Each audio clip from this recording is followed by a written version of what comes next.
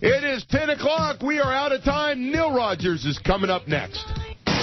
The views expressed on the Happy anniversary, Neil. Thank you. Host, guests, Happy 33 years on the air in South Florida, Neil. Thank you. Its staff, advertisers, or Jolly Joe Bell, by the way, did not send me anything. No? 560 Norma Kent sent me WQAM, Miami, Fort Lauderdale. Sent me a bill. You can wipe your fat rectum with that, Norma. 560 How'd that lunch come out, Norma? WQAM presents The Neil Rogers Show. To talk to Neil, dial 567 We're all alone, George. You and me. and Broward. We're In other orphans. counties, call Radio toll-free orphans. 877-785 We've been abandoned. Neil or pound 560 on your AT&T We're all and alone. Verizon Where wireless is the phone. love? The opinions expressed by Neil. Another his shot of guests, or his love. callers That's what do we not need, another represent shot of those of love. WQAM management, staff, or We got sponsors. squat. Now the Neil Rogers Show on 560 WQAM. Oh, God.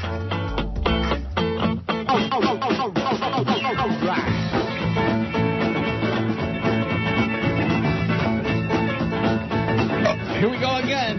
Another day in paradise. Like I said, here we go again. Another day in paradise. All right. Where the hell is it? Do you like boobs a lot? Yes, I like boobs a lot. Boobs a lot, boobs a lot. You gotta like boobs a lot. Really like boobs a lot. You gotta like boobs a lot. Boobs a lot, boobs a lot. You gotta like boobs a lot. Down in the locker room, just a B-boy. Beating down the locker room with all that noise. Singing, do you like boobs a lot? You gotta like boobs a lot. Boobs a lot, boobs a lot. You gotta like boobs a lot. Do you wear your jock a lot? Yes, I wear my jock a lot. Got to wear your jock a lot. Gotta wear your jock a lot. Jock a lot, jock a lot. You gotta wear your jock a lot. Got to wear your jock a lot. Gotta wear your jock a lot. Down on the football field, you never can tell what a heel can wheel. So you gotta wear your jock a lot. Gotta wear your jock a lot. Jock a lot, jock a lot. You gotta wear your jock a lot. If I had a flag along, if I had a flag along, if I had a long flag along, if I had a long flag along, if you like boobs a lot, tag along. Beep, bop, beep, boop a lot. Gotta like boobs a lot, boobs a lot, boobs a lot. Gotta like boobs a lot, big and round. They're all around. They're big and round. They're all around.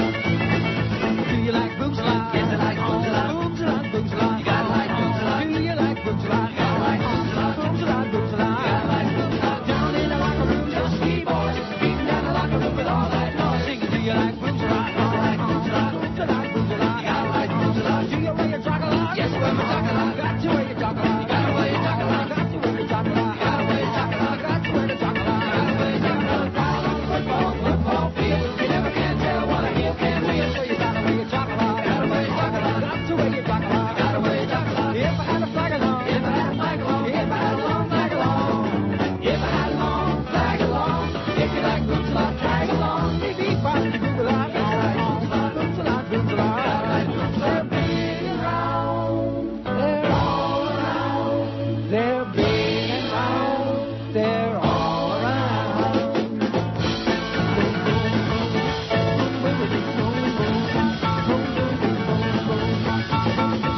All the boobs all the time, baby. Norma Kent, Jolly Joe Bell, lots of boobs. That's the problem with the world. Too many boobs running it. That's the problem. So how do you like that? My 33rd anniversary, and Norma Kent not only doesn't send me an email or a telegram or a balloon. Like an e-card. Right, but sends me a bill with a 7% increase at a time when everybody is taking a big pay cut. He sends me an increase, which the chances of my paying you 75 cents are on a scale of minus infinity. Bye, Norma. Have a great life. Hope your blog works out real well for you. Well, why should I just send him a check for what does he do for me? I don't know. Wasn't he supposed to have a lunch with Jolly Joe Bell here recently? And, I got a free lunch on it. Never even had a follow-up on that, but I got a big press release about Norma Kent's blog and about his highly rated morning show on WFTL 850 that never happened. This is just caca is what's going on here. I got to take the bullshit by the horns. And George, being the fine fellow that he is, pushed aside his vacation. Spring break week is pushing it to another week just to accommodate me. George is all I got left in this business. Me and George against the world. Well, we got Flea. I'll be here to bury your carcass, old man. When you drop dead. There are a lot of people waiting for that, believe me. I'll be here to throw some dirt. There's a line of people waiting for that. Dirt on your rotting carcass. Waiting for me to croak. Ungrateful bastards. Today's the day I'm drawing the line in the sand, and the audience is responsible. By the way, Eric, I faxed you a new poll. I did it just for George. Really? I did. I screwed it up, though. I had some bad grammar on there. I left the letter off. Some bad grammar. What's your take on Neil's current email format? Here are the choices. It's okay. I love it. Big improvement. I hated it. Sucks. I wrote it suck. I don't know why I wrote it suck. Oh, well. I left one S off sucks, Eric. Sorry. I'll tell him to correct it. I'm sure he can handle it. I want the callers or WTF. Those are the 5 choices on there. The reason I played boobs a lot is we got a boobs poll on there right now that somebody's sending. Running out of poll material, by the way. Well, we have to go back and do some of the classics. Charlie B. not only hasn't sent any new polls, he also was absent yesterday. Poll Sean, as weak as his polls have become, at least he took the effort to say, happy anniversary, you old faggot. You know, like that. But not Charlie B. I think Charlie B., maybe I chased him away because I exposed his polls for being the swill that they've become. Chased him away. Made him into a big-time celebrity. And if you ever met Charlie B., making him into a big-time celebrity is that's like making the Jonas Brothers into singers. I think it's on a par with that.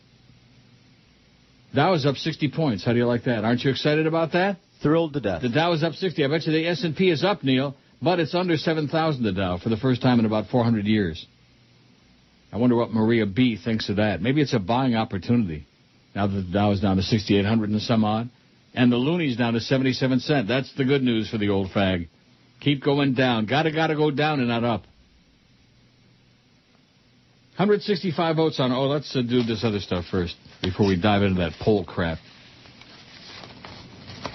I think I'm going to get off the boobs poll. I just put that up because that was basically the only thing I had left on there. You're going to get off the boobs? I'm going to have to start doing my own again.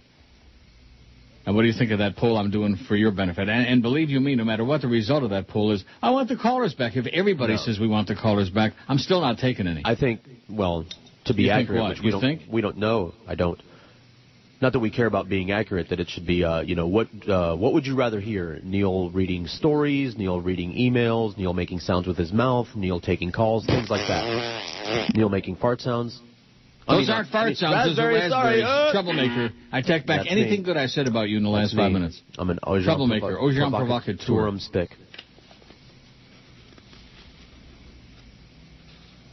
Highest per capita consumption of pornography. Ultra-conservative Mormons at the top of the paid porn pyramid. Utah, the bottom Montana. Study by a Harvard Business School professor shows that Utah outpaces the more conservative states, which tend to purchase more internet porn than other states. Online porn subscription rates are higher in states that enacted conservative legislation banning same-sex marriage or civil unions, and where surveys show support for conservative positions on religion, gender roles, and sexuality, according to an analyzation published in the Journal of Economic Perspectives. 8 of the top 10 pornography-consuming states gave their electoral votes to John McCain in last year's presidential election. The only exceptions were Florida and Hawaii. These are the top 10 consuming pornography online states. Florida and Hawaii were the only ones that voted for Obama. While 6 out of the lowest 10 favored Barack Obama, churchgoers bought less online porn on Sundays. A 1% increase in postal code's religious attendance was associated with a 0.1% drop in subscriptions on that day. That's not much, 0.1% with a guilty conscience on Sunday. However, expenditures on other days of the week brought them in line with the rest of the country, Edelman finds. Residents of 27 states that passed laws banning gay marriages boasted 11% more porn subscribers than states that don't explicitly restrict gay marriage. How do you like that? I'm going to read that last sentence again. Do it. Residents of 27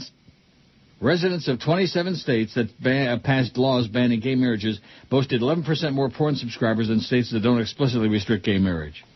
Brandon had it right yesterday, by the way. The reason I had to beg for people saying happy anniversary on my 33rd anniversary in Miami was because they don't care. You're right, Brandon. Right. He's a perspicacious fellow. Yes. He is. He knows what's going on. Yes. They don't care.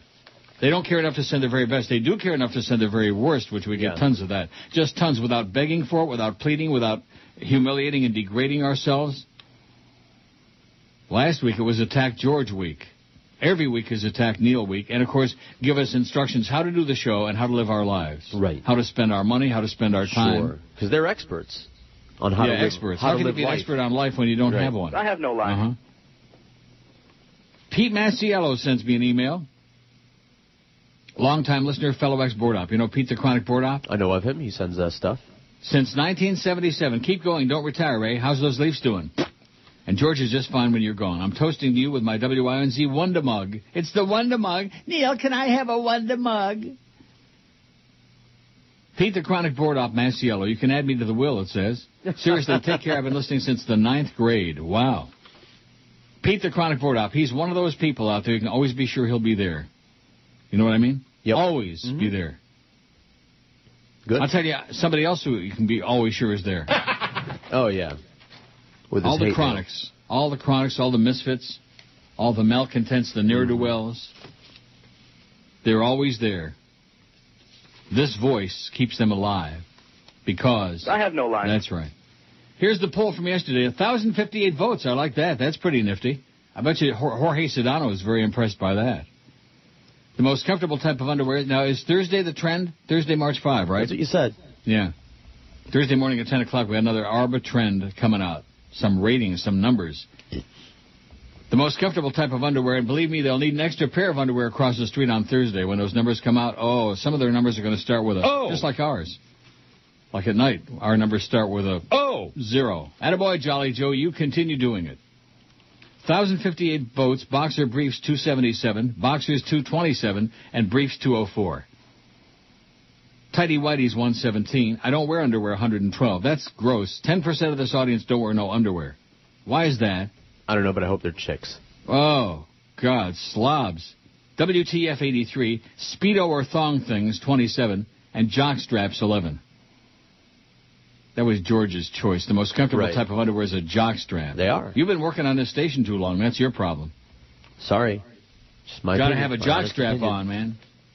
I mean, if I didn't feel boobs silly, do you wear your jock a lot? Yeah. Oh, yeah, every day to work. Just like Mo used to wear that horrible hairpiece to work every day. The other guys wear their jocks to work and shower naked together before their shows. Jolly Joe, Joe Rose, Mad Dog, they all get in the shower together. Joe Zagacki? A lot of Joes here. Zagacki. Oh, look at this. Here comes some late. Happy belated 33rd. Please get rid of Norma. I'm not sending Norma any money. I'm not having anything to do with Norma. I'm not sending him a dime. This is a guy who allegedly was having a big lunch with Jolly Joe Bell about this show and about my life and about our careers and I never hear a word about it. But then I get a big press release about Norma's blog. Oya clog, Norma's got a blog. You're listening to Neil Cox ahoy, Norma. Here we go Apsulachas. This is the most disgusting program. I urge everyone to complain to this station. Next, on a new Dateline. Nadia Suleiman tells her story, including a new interview just today. Nadia, what were you thinking? That was always a dream of mine, to have a large family, a huge family. How many kids is enough for you?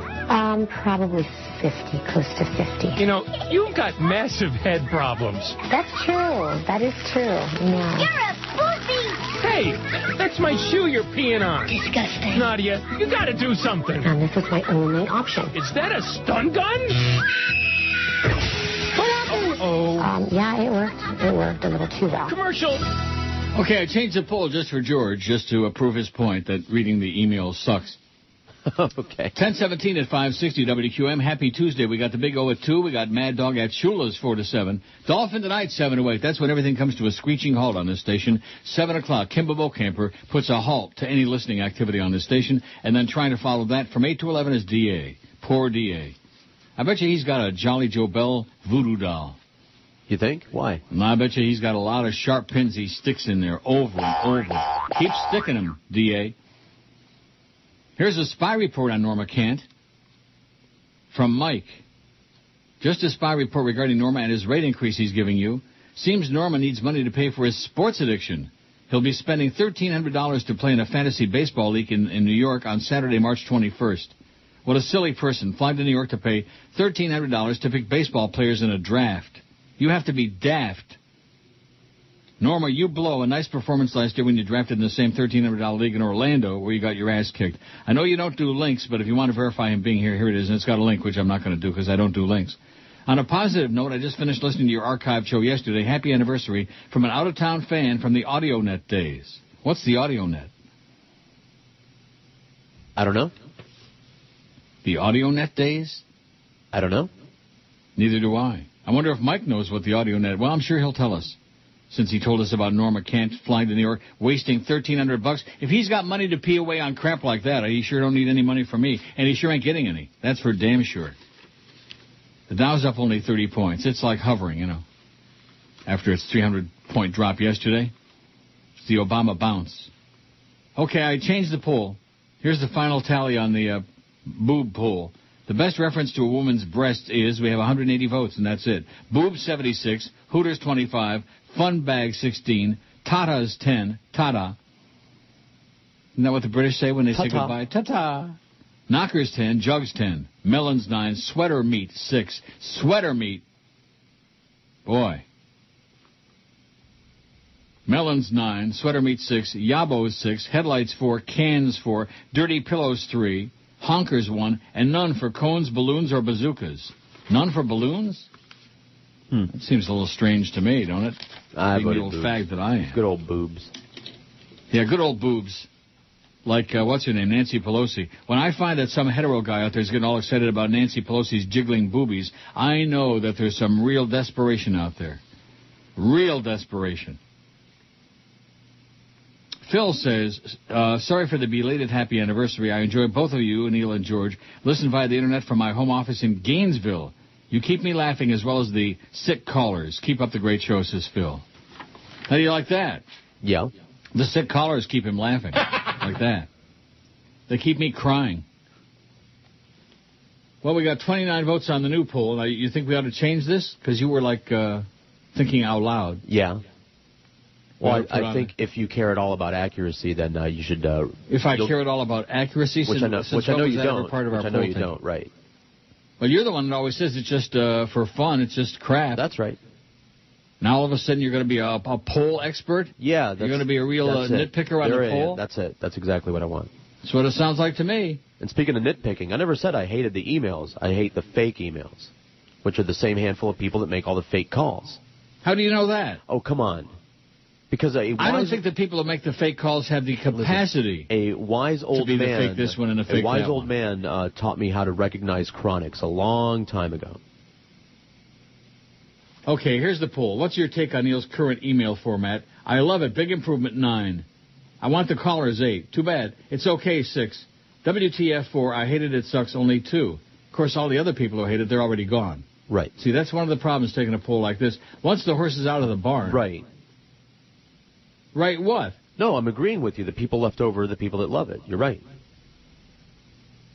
42 votes. I love it. Big improvement, 12. It's okay, 12. I want the callers, 11. WTF, 4. I hate it. It sucks, only 3. Only 3 out of 42 votes. And the Dow's up 40 points. And the world is in a great depression. And we're here to give you a little enlightenment every day between 10 and 2. A little chuckle, a little chortle.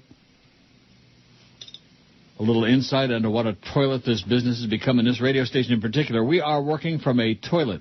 Can you smell it? Oh, yeah. Sniff it. Oh, man, it smells like Schmidt to me. Caca. Reminds me of an old Bob and Tom bit about that perfume. Come to me.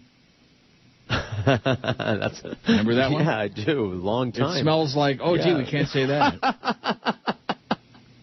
That was funny. They used to have a lot of funny bits, but then again, and we can't used to be able to play them, right? And neither can they, and that's why we're all off to lachas. So we do the best we can. I like the emails if they continue coming in. I mean, you know. And as far as the fake this one and the fake that one, for example, let's see. I got one here asking me, is it? Oh, here it is. Is it the real Steve Roddenero emailing you? Well, how the hell do we know? This is from Basil Richbone in Orlando, speaking of fake. Basil Richbone. He moved up to Orlando from Miami, was a solid number 2 in the market. Well, Tim Williams would like that. Nothing like being a good solid number 2 or 3 is good. Not number 1. Critically speaking, he and Wendy Chioji were the best anchored team in the market. However, Central Floridians always seem to favor Channel 9. I believe he left to run a bed and breakfast in North Carolina. What a mistake. With all the murders we have in Orlando, now we need anchors with experience covering violent crimes. Steve, get your ass back down here. We've become as dumpy as Liberty City. It's right in your power zone, it says. Get that old trench coat out you used to wear at the Ronald McDonald House functions and investigate our murder spree. We need you, Holmes. Oh, it says Basil Richbone. Oh, God. You follow all of this? Are you following the dots and connecting them? Nope. Holmes and Basil Richbone? Nope. Is that the real Steve Roddenberry? How the hell do we know? George says no. If we say, is it the real anybody, you say no. I know it's the real Johnny Dork. Trust me. Who would want to be the fake Johnny Dork? Whatever. Makes no difference. I'm telling you, it's the real Johnny Dork. Okay. It's not the real Marvin, or not Marvin. What's his name? Manny from Kendall? Manny from Acapulco? Manny from Acapulco. That's all a bunch of horse crap. And it wouldn't surprise me in the least if Manny from Kendall, being the psycho case that he is a whole bunch of the fake this one and fake that one. That's one of the rumors. He's a candidate. Kills a lot of time, man, when you got nothing going on, when you're working for a horseball company like Cheap Channel, when you're involved with losers like Footy and Jimmy Syphilis. Oh, my God. He didn't seem crazy when we were working with him. To me. Oh. No, he seemed like a very, very normal, run-of-the-mill guy. Yeah, actually. Tempting me to play in Lake Worth. That again. Peter. Yeah, Randy. Peter. Randy. How you doing? I'm all right, darling. How you? You got that Manny fired, huh? I got that Manny fired. Why'd you get fired, you hypocritical... Oh, it's you, man. Man. Why does Manny Crank call the station? What is his problem? Don't you like the way that was, that sounds with all those desperate bleeps in there? Now that I'm thinking about it, besides his feud that he had with Randy, and he wasn't the only one, I can't think of any Manny stories, and I got stories about practically everybody when I think about it. You know, this one and that one, and this one did this, and this one did that. I don't remember anything other than that. He had a feud with Randy, and she got him fired. And they didn't get along. Yeah.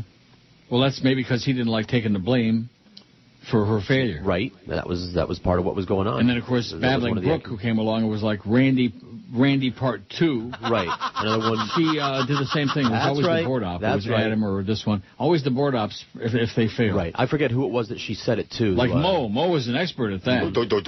Whoever they assigned. It was the Beast problem. It was Zach. It was this one's fault. Everybody except himself. The fact that his show sucked. That's right. With his pedantic New York-ese crap. It's kind of not a good idea to bring the Jets announcer down to be the Dolphin announcer. Why not? It doesn't have any credibility. Sure it does. That whole New York thing, you know. In fact, when the numbers come out on Thursday morning, it'll be interesting to see if Sid the Kid can improve from that 1.9 share in the last book. Oh, my God. If you took the bastard out of the equation over there, they'd have nothing. Kind of like if you took us out of this equation over here. The two non-sports intensive shows. I think there's a message in there, don't you? I know you do. What? I think they're missing the message. Oh, please. No, God. Good morning, Americans. It's Paul Harvey. Stand by for news. Frankie was driving home and was pulled over by a police officer for a broken tail light.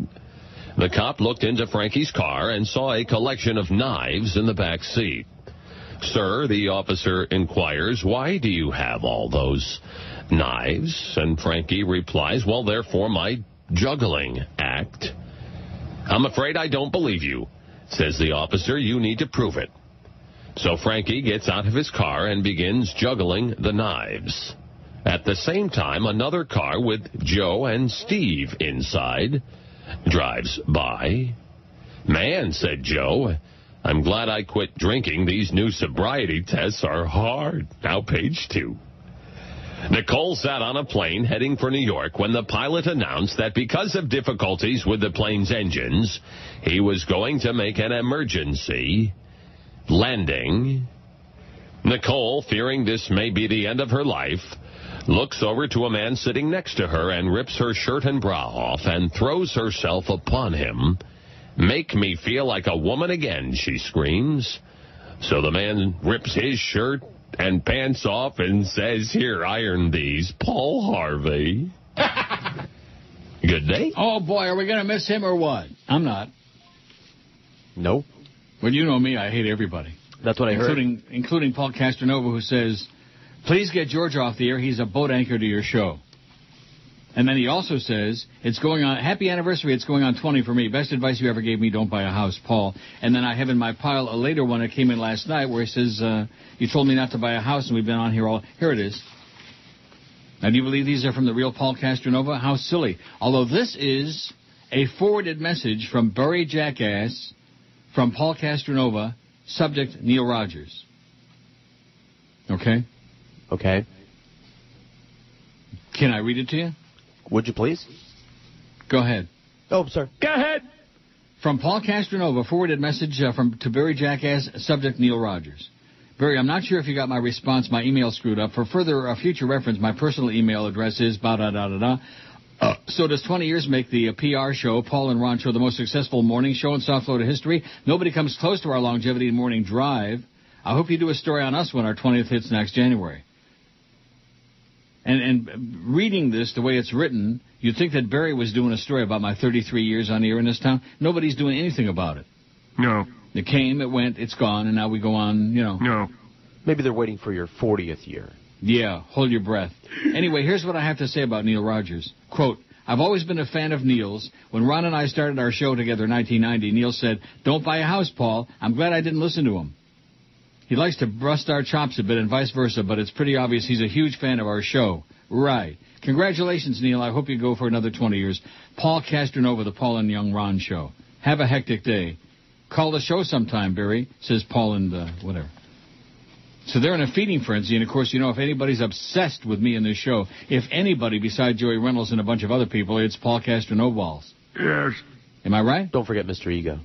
Oh, and Mr. Ego, beyond obsession. Yeah, that takes it to a whole new level. If there's going to be a contest. A whole new level. That's a poll we've taken, and we ought to do it again one of these days soon. Yeah. Which South Florida, one of these goofballs, is most obsessed with Neil? Of course, we can't put the unmentionable one on there, but he'd certainly win hands down. That's right. We'll just give him the win by default. Okay. By his own default. By his own disbar? 87 votes on the poll. What's your take on Neil's current email format? And we could add something on there to make you happy. No. The whole wording of this is going to make it slanted, but that's fine. I don't really care. Well, what do you mean the whole wording? How should I word it? Does Neil's reading emails suck? Would that make you happy? No. I told you. So how the hell would you word it? I told you. You don't listen to anything I say anyway. So I don't. I know. And that's why I'm going to live a hell of a lot longer. If I listen to what you said, my God. It's like that thing from Paulie. Get George off the air. Do this, do that. Commands. No.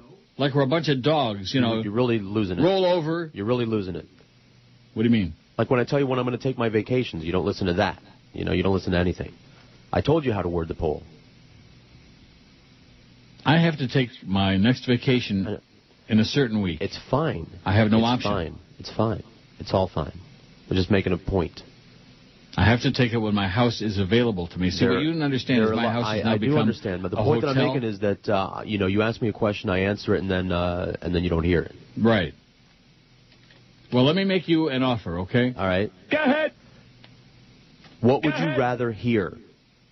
That's how the poll should be written. What would you rather hear? Neil taking calls, Neil reading stories, Neil reading emails, Neil making sounds with his mouth, Neil playing bits, Neil spinning wax. Just put every option in the world on there. How about Neil playing with Joey Jonas? Or that, making sounds with Joey Jonas's mouth. Making sounds with his mouth? Yeah. They got a new TV show, by the way, which I was forced to watch 5 minutes of yesterday, and even Paco turned it off. What is it?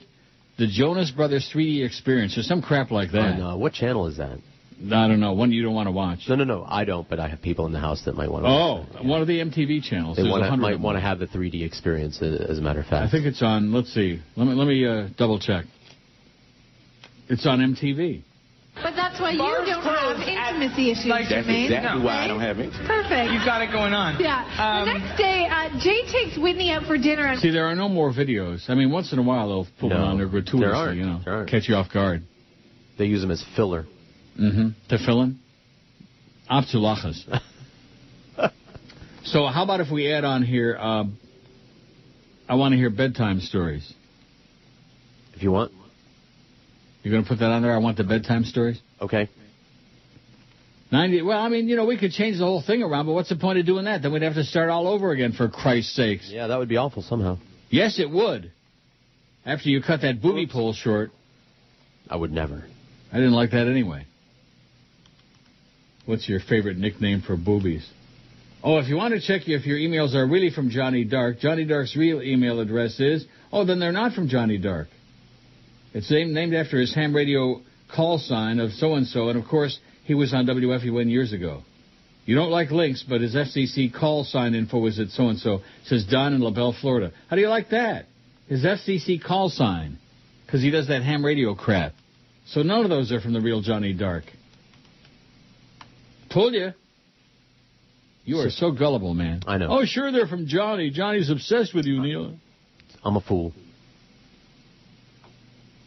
Oh, Paul Castro, this is, again, keep sending the same stuff. Thanks for all the material over the years. And then it's got a picture of LeBastard saying, Suey. That's his thing. No, I didn't know that. Dan LeBastard. Suey. That's one of his childish things. Kind of like... I see. So anyway, maybe it's LeBastard is the fake Paul Castanova. Who the hell knows? I will agree with you on that, and that is that... talk radio guest alert. Delete that right away. Thank you. No, seriously, you have no idea how much of that crap I keep getting. We don't do guests on this show. Whoever is sending this stuff is psychotic. I don't have an idea. I've been getting delusional those for years, and on the voicemail and the regular mail. People wanting to book guests on the show.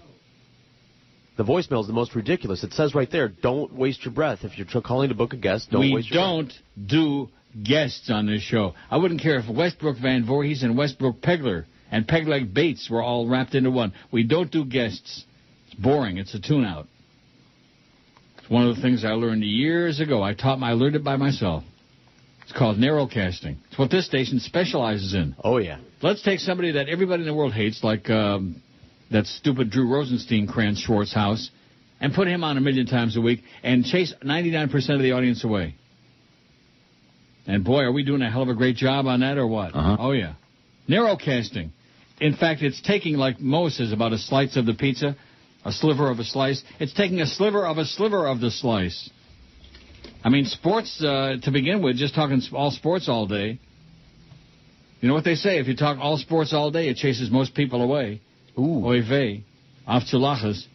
And the same thing with this Drew Rosenstein. When you do guests and you announce, I got Joe Ripplestein is going to be on today talking about baseball card collecting. Right. Well, let's face it, 99.9% of the world doesn't give a flying crap about baseball card collecting. And so when Joe Ripplestein comes on, or even in anticipation of his coming on, everybody goes away. That's what happens when you do a show about things that you're interested in, like Mr. Ego and Norma Kent with their baseball card crap. Remember those days? I do. I remember one day Mr. Ego came in late for a 3 o'clock show. How do you come in? I was doing...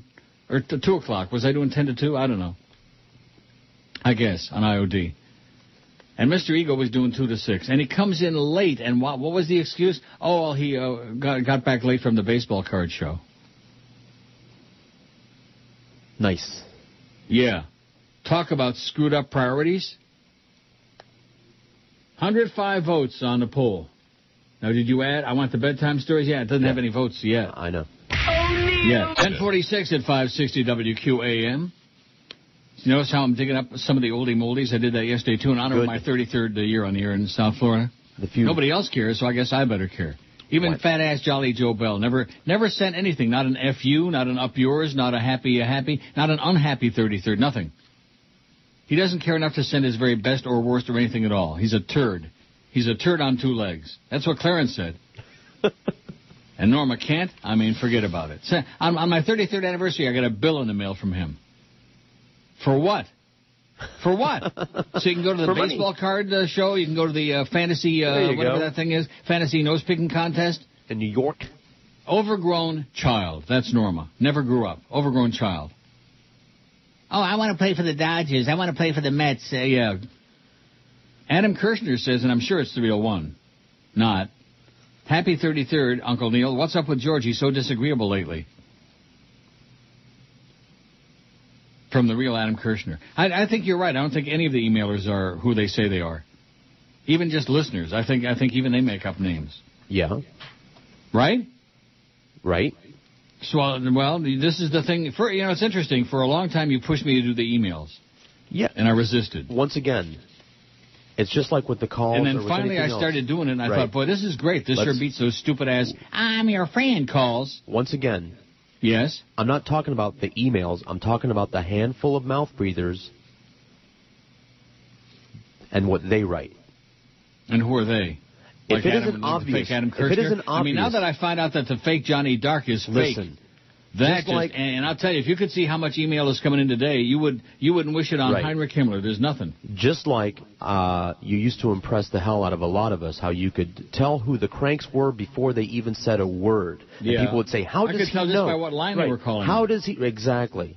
Yeah. And when the facts would come in before you even read it, by looking at the writing from the other side, just the bleed through, you would throw it right in the garbage. Right. And by looking at the address on the envelope when it would come in, when the snail mail would come in, just looking at the handwriting. What you're saying is I've lost it. No, I'm saying that this is a new thing. That's what he's saying, folks. You're hearing it right now. This is a new thing, ahead. A new medium. What? Go ahead. A new medium for you. Go and ahead. if it isn't obvious by the address or the name or the first two words in the email, then maybe you have. At least you haven't gotten it with that yet, but you've always had the uncanny ability to sniff them out, to tell Talk who about those taking it people very are. seriously. No, it's a joke. Don't you understand? No, it's a I joke. do understand. I understand that it's terminal. Wow. Wow. You hear that? George said the emails is terminal. No. The chronic emails. Yeah. Just like the chronic calls are terminal, just like the chronic faxers are terminal, all the chronics. Somebody said a long time ago, chronics are the death knell of a radio show. Right. And so now they're writing all the material for the radio show. Boy, that is a shot. Yeah, it is. That is a real shot.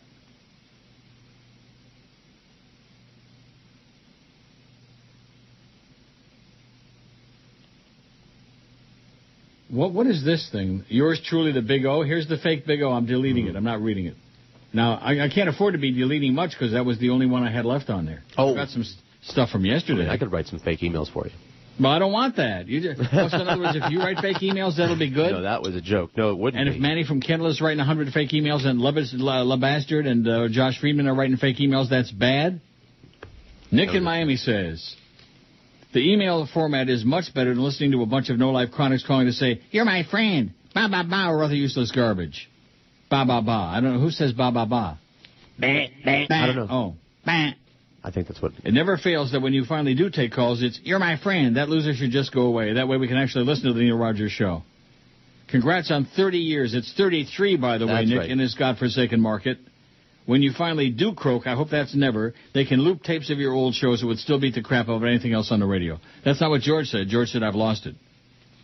He said, I don't know the difference between entertaining talk, great calls, right, and these swill fake emails. The fake this one, and the fake that one, and the fake Castronova, and the fake Lebed turd, and yada, yada, yada.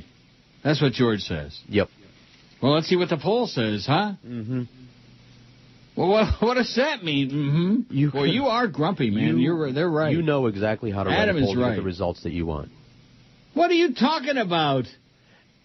I didn't have to take this poll. Nobody held a gun to my head and said, hey, it's opening yourself up to a bunch of crap is what it is. No. And especially when you put on there, I want the callers. You know who those people are voting over and over again. No, I know who's voting. I love it. It's a big improvement. Let me say it again. I know who's voting. I want the callers.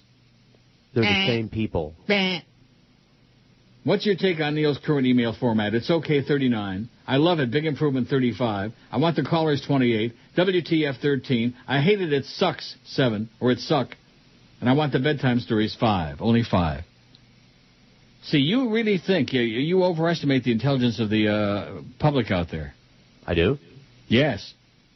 Because before the show you said to me about the bedtime stories, and I said to you, they don't even read the ones that we post on our website. The number of people, it's just an exercise. Yeah. It's me wasting $1,000 every 3 or 4 months. I wasn't touting the bedtime stories. The bedtime stories? The bedtime stories. What were you doing? I was saying, if you're going to be reading something reading something well written by somebody that knows what they're talking about is way more entertaining than reading a bunch of stuff from chronic cranks. So I could just read the newspaper. Why don't you just read a chat room? Why don't I thought we're supposed to be interacting with the audience. Why don't you just read the message boards that I thought we were supposed to interact with the audience, and in lieu of calls, I thought the emails was a great way to do it. And once especially since they never came through with that text messaging thing that they promised us they were going to do, but they couldn't sell it because they were a bunch of idiots. Anyway, it would be the same people on that. How do you know? Adrian says, I don't think George is smoking enough weed. Okay, that's a fact. Let's print out his comments. And Shirley, the Shirley that gave you the $40 at the track, says, I've never requested any bits before. Please play Cooking a Cat in Crisco and others. My guy's home today has never heard them. Thanks if you will. Love you anyway. Well, what does that mean? Please play Cooking a Cat in Crisco and others? It's called Cats in Crisco. Maybe she likes all the cat bits. But don't you understand? That doesn't make any sense. Please play Cooking a Cat in Crisco and others. My guy's home today has never heard them. Them being what? What does that mean, them? I don't know. Those bits? Yeah. Them? Cats those? in Crisco and what are the other ones? Oh. If you fry your cats in Crisco. Cat in the kettle? I'm dying over here. Make them tasty and crispy everywhere. If you fry your cats in Crisco, you won't miss them at picnics everywhere. All across the nation,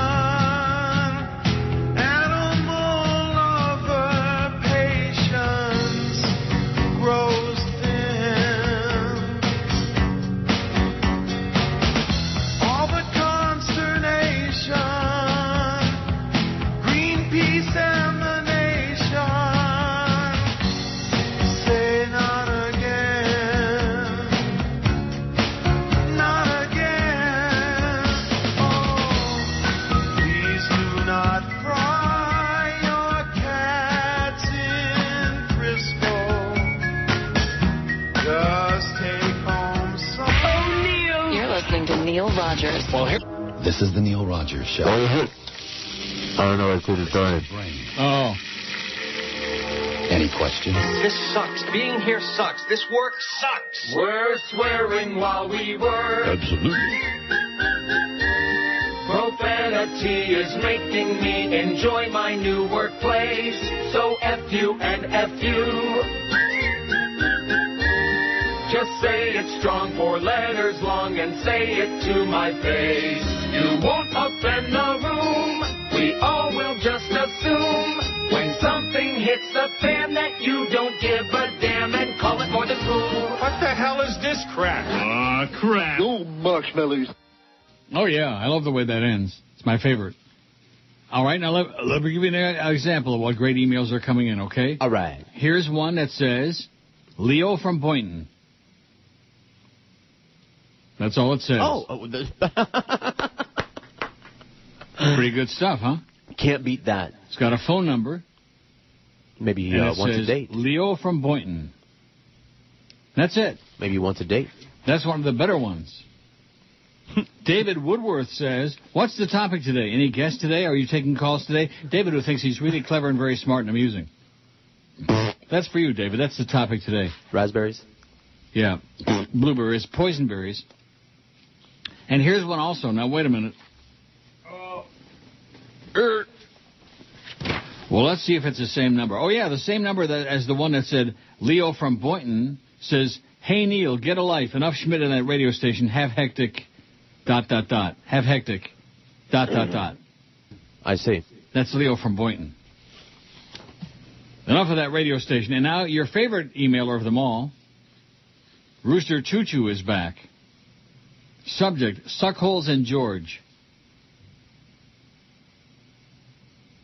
You ready? No.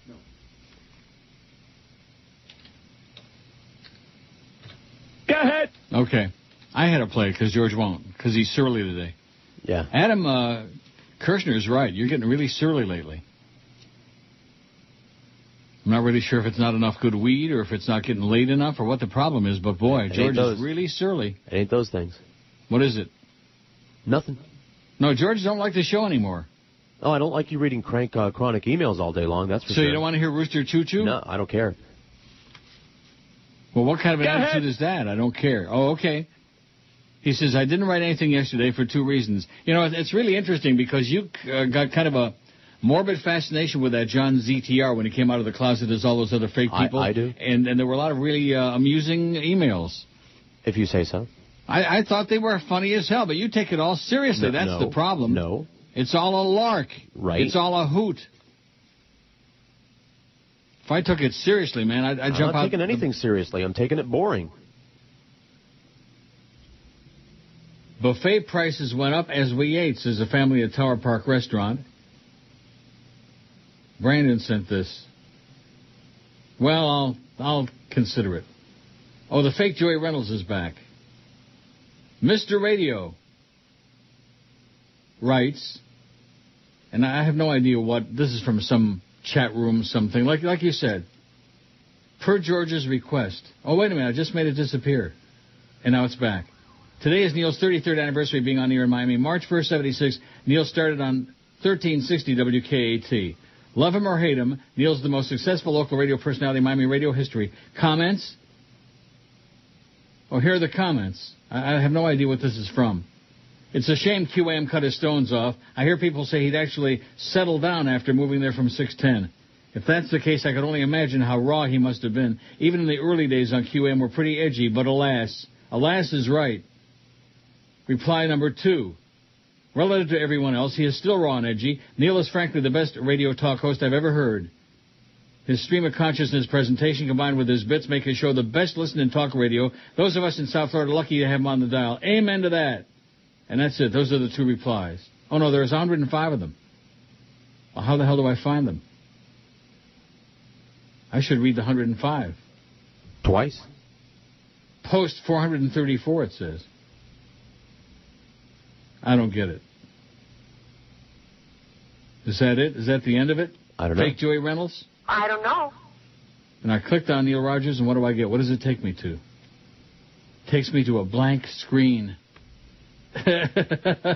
Oh, woo! Oh, well. Here's one from somebody else. Subject, WQAM. We love your show, Neil. We don't listen to sports of any kind. We enjoy the horse racing stuff. Oh, you're the ones. I use QAM white noise from time to time when I shower, and I heard Copperstein last weekend, and DA on occasion. They're entertaining and can talk on many topics. Cooperstein, whatever his name is. Whenever Big Zero comes on, I forgo the white noise and just enjoy the shower. Wish QAM would get Randy 3 to 6 in the afternoons, but I guess I should want in one hand, and well, you know.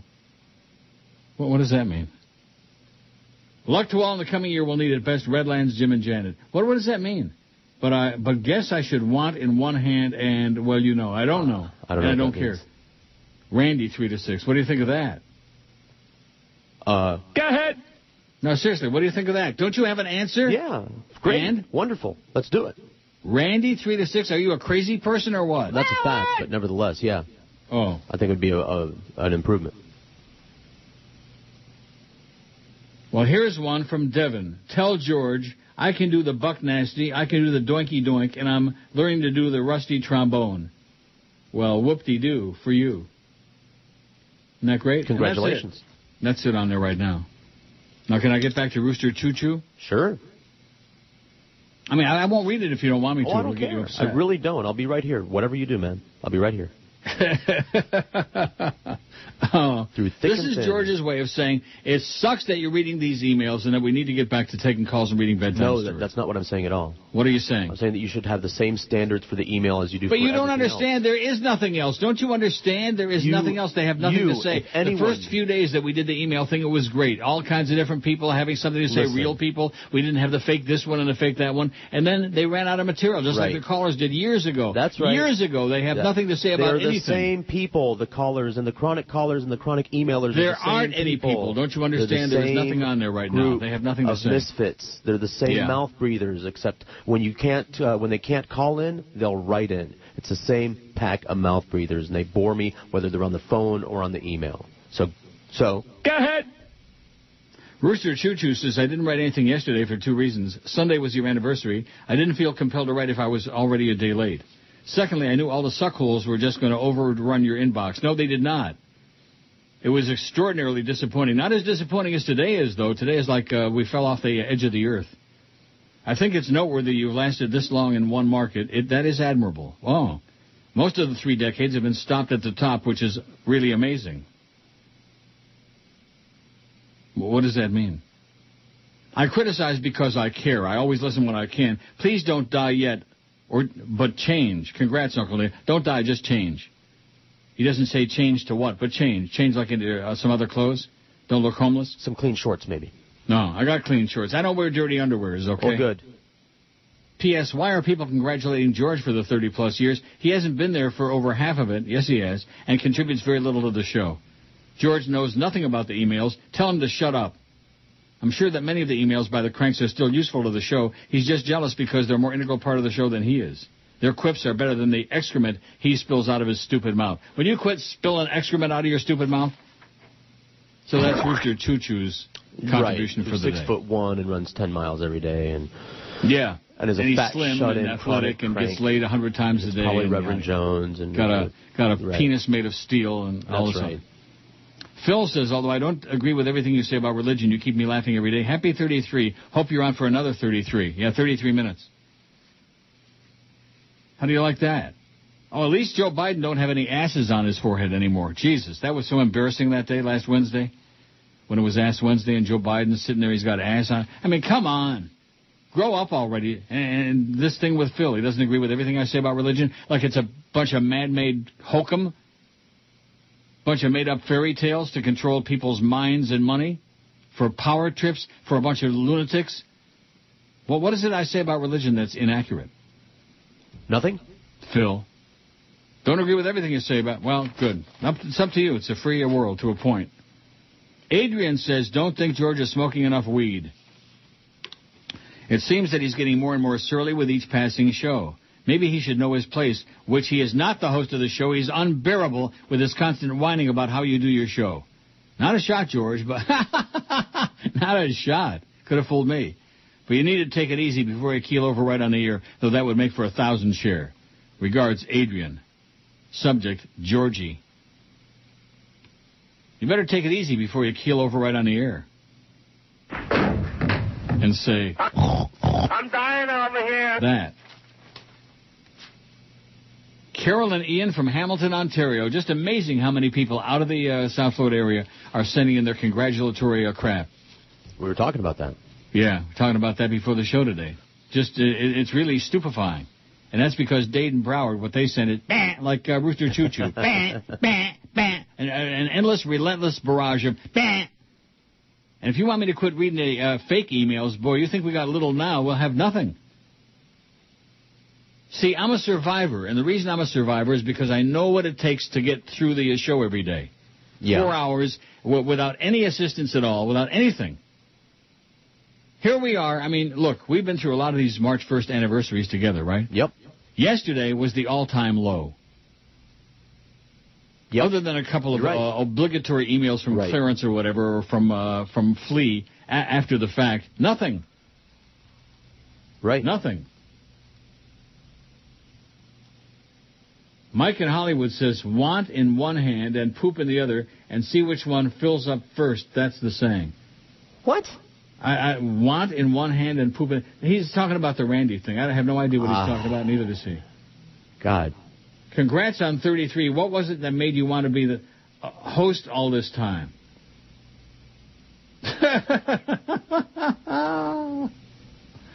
Oh, and Schmidt in the other. Guess which will fill up first? A granny listening in Georgia. Want in one hand. Never heard that expression. It must be a no, neither. Southern rednecky. We're all old-timers here. Yeah. And I took a tour through the woods. I ain't never heard that. Oh, let me click on Mr. Radio and see what that takes me to. A blank page. All right. And that's it. That's the new stuff. You just got it. So on some obscure website somewhere, we got an acknowledgement that yesterday was my 33rd anniversary. 173 votes on the poll. What's your take on Neil's current email format? It's okay, 49. I love it, big improvement, 45. I want the callers, 37. I'm your friend. I'm your friend. I'm your effing friend.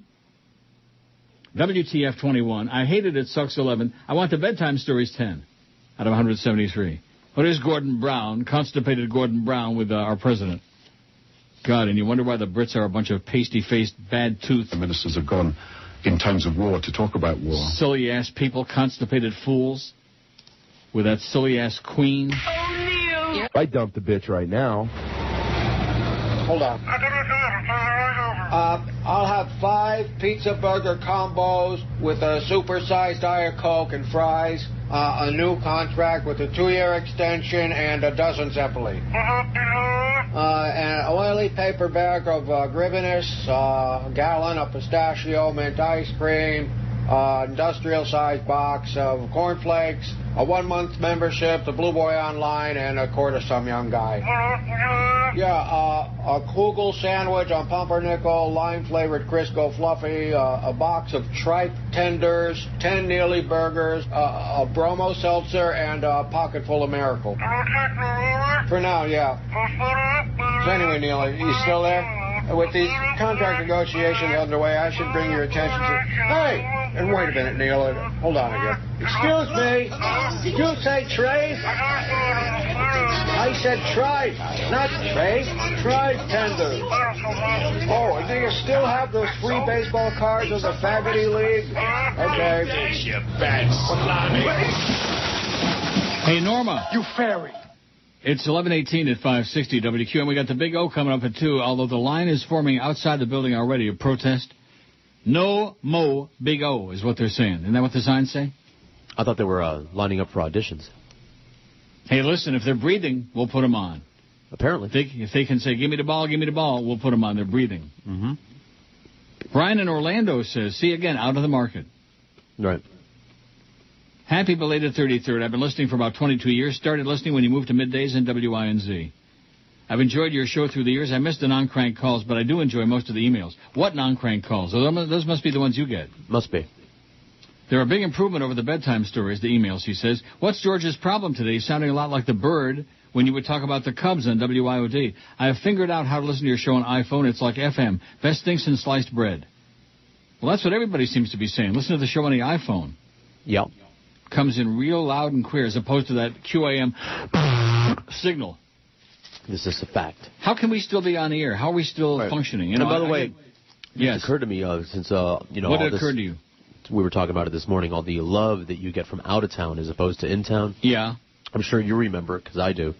All the management types that would say things like, "Oh, Neil's show is a local phenomenon. It really wouldn't work anywhere else." How many times have you heard that? Because I know I heard it a lot.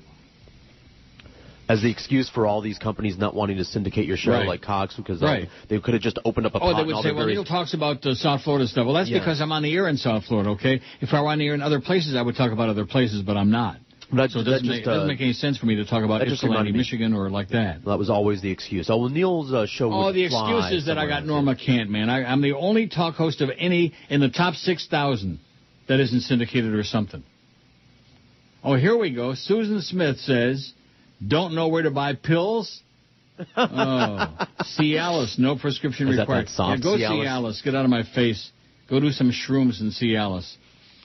Over and over and over again with the Cialis and the Viagra. Jimmy Dworsky chimes in. Now, do you want to hear his thing, or should I throw it away? Sure. Read them all, man.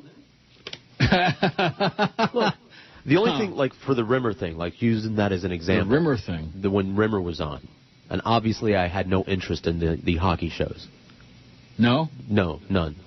I didn't care. I just asked you. The only thing that I ever said was, I'd rather not answer the phones because all it is one person after another yelling at the top of their voice, being really profane, having a problem with what's going on. And I just don't want to have to deal with that. That's the only thing I ever said about that or anything else that you ever did. So I don't care, man. The show is always changing. I'm sure that, this is a phase and et cetera and so on. It's a phase? I'm sure.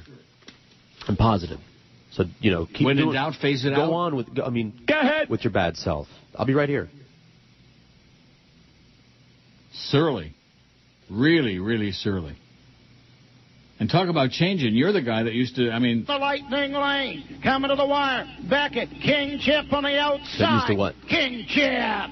King Chip. Is that a race being called? Valentino's Yeah, it's Roger Houston. I told you, he's a crazy person. Wow, though. That's exciting. 2/5. I'm going to write that down. Roger Houston, my new favorite race caller. Get out of here. You like Roger Houston? That was funny. He's a crazy person. Yeah, he was the first race caller at Pompano Park. I've told you that 5,000 times. Yeah, but you don't care, so you just forget it. Pompano Park, where they've destroyed racing as we used to know it, and they've destroyed the whole facility, but nevertheless. Oh, he's a harness announcer? Yeah. You don't know that? At the Meadows in Meadowlands, Pennsylvania. I'm writing that down. I've been there. His name. South of Pittsburgh. Roger Houston, harness. Crazy. It's out in the country, man. You'd like that neck of the woods. It's out farm country, you know? That red neck of the woods? Real clean and pristine. Yep. Kind of enjoyed it, this little Maybe queen. I would. Jimmy Dworsky says, I'd like to recommend a local restaurant to the rest of the audience. Why should we recommend oh, my Good God. question. Should I read it? I don't know. I think that we could recommend. I think if they want to plug with us to buy some spots, we have a lot of people spend money on this station. Right. In today's economy, we can't afford to be giving out no free plugs. He says, although I like Red Lobster, I can't understand why it was packed a couple blocks away, while this place was ready to go out of business. Well, their steamed mussels and sautéed shrimp appetizers are the best I've ever had, and their blackened mahis. Well, great, let them buy some spots. I encourage everyone to try it out. Well, when you do your show, Jimmy, give them a plug. Screw the depression. Let's get out there and support local businesses. Sorry, that's all I've got. Happy anniversary. Thanks for the many years of laughs, says Jimmy Dworsky. Wants me to give a free plug. Maybe he got a free meal or something at this place. Just a joke, Jimmy. See? Don't take it so serious. We can't get a free meal for a free plug. You. And, of course, certainly not me. Oh, I haven't tried that deli on Bloor yet. On Bloor? The one that Adam O'Schmuck was recommending yesterday. Is that close to you? I got to get some kishki one of these days. I got to get some gribbinus, but I'm sure restaurants don't make gribbinus. You sure about that? No, I'm positive. Even in a really nice kosher deli? Right. No gribbinus. I've never seen gribbinus on the menu anywhere. Maybe they'll make it special. Kishki, yeah. In fact, they used to have kishki here. Good kishki right at the Pickle Barrel here. No more. That's where I was going to have that clandestine dinner with Joel Feinberg that time, remember? Right. And then I canceled. Boy, well, what a deal that would have been to go over there. Oh, brother. Lincoln Financial is going under, and their radio stations are all sucking wind, and they're losing their ass. Another Jorge says, I just wanted to say I was proud and happy when I found out yesterday you used my poll idea about comfortable underwear for your anniversary show. Well, congratulations, Jorge. It's long gone. I was not able to listen to the show from 10 to 11 today due to work, so could you please tell me which answer had the most votes? Do you remember which one? Because I Schmidt came it a long time ago. Boxers, I believe, won. No, I think boxer briefs. No, that's what it was, yes. Boxer briefs, you're right. I knew it had boxer in it.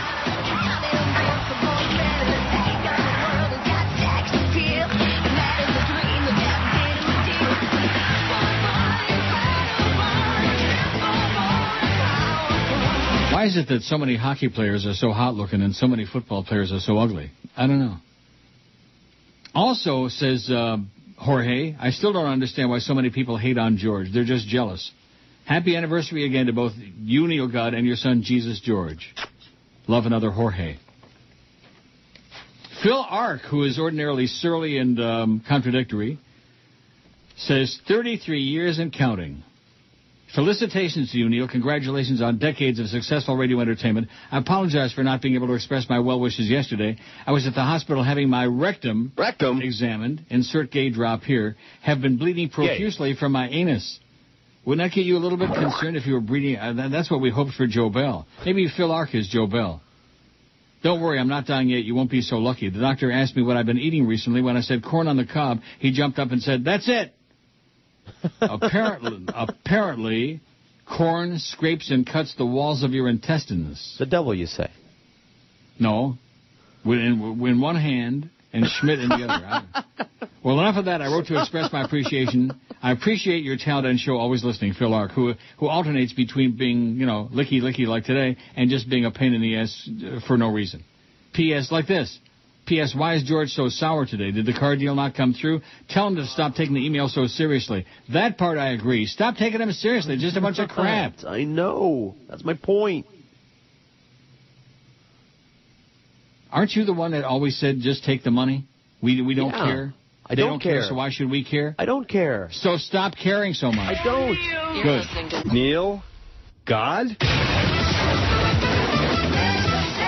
Senator Larry Craig is denying any wrongdoing despite a guilty plea stemming from an incident in an airport men's room. A defiant statement from Idaho Senator Larry Craig. I am not gay.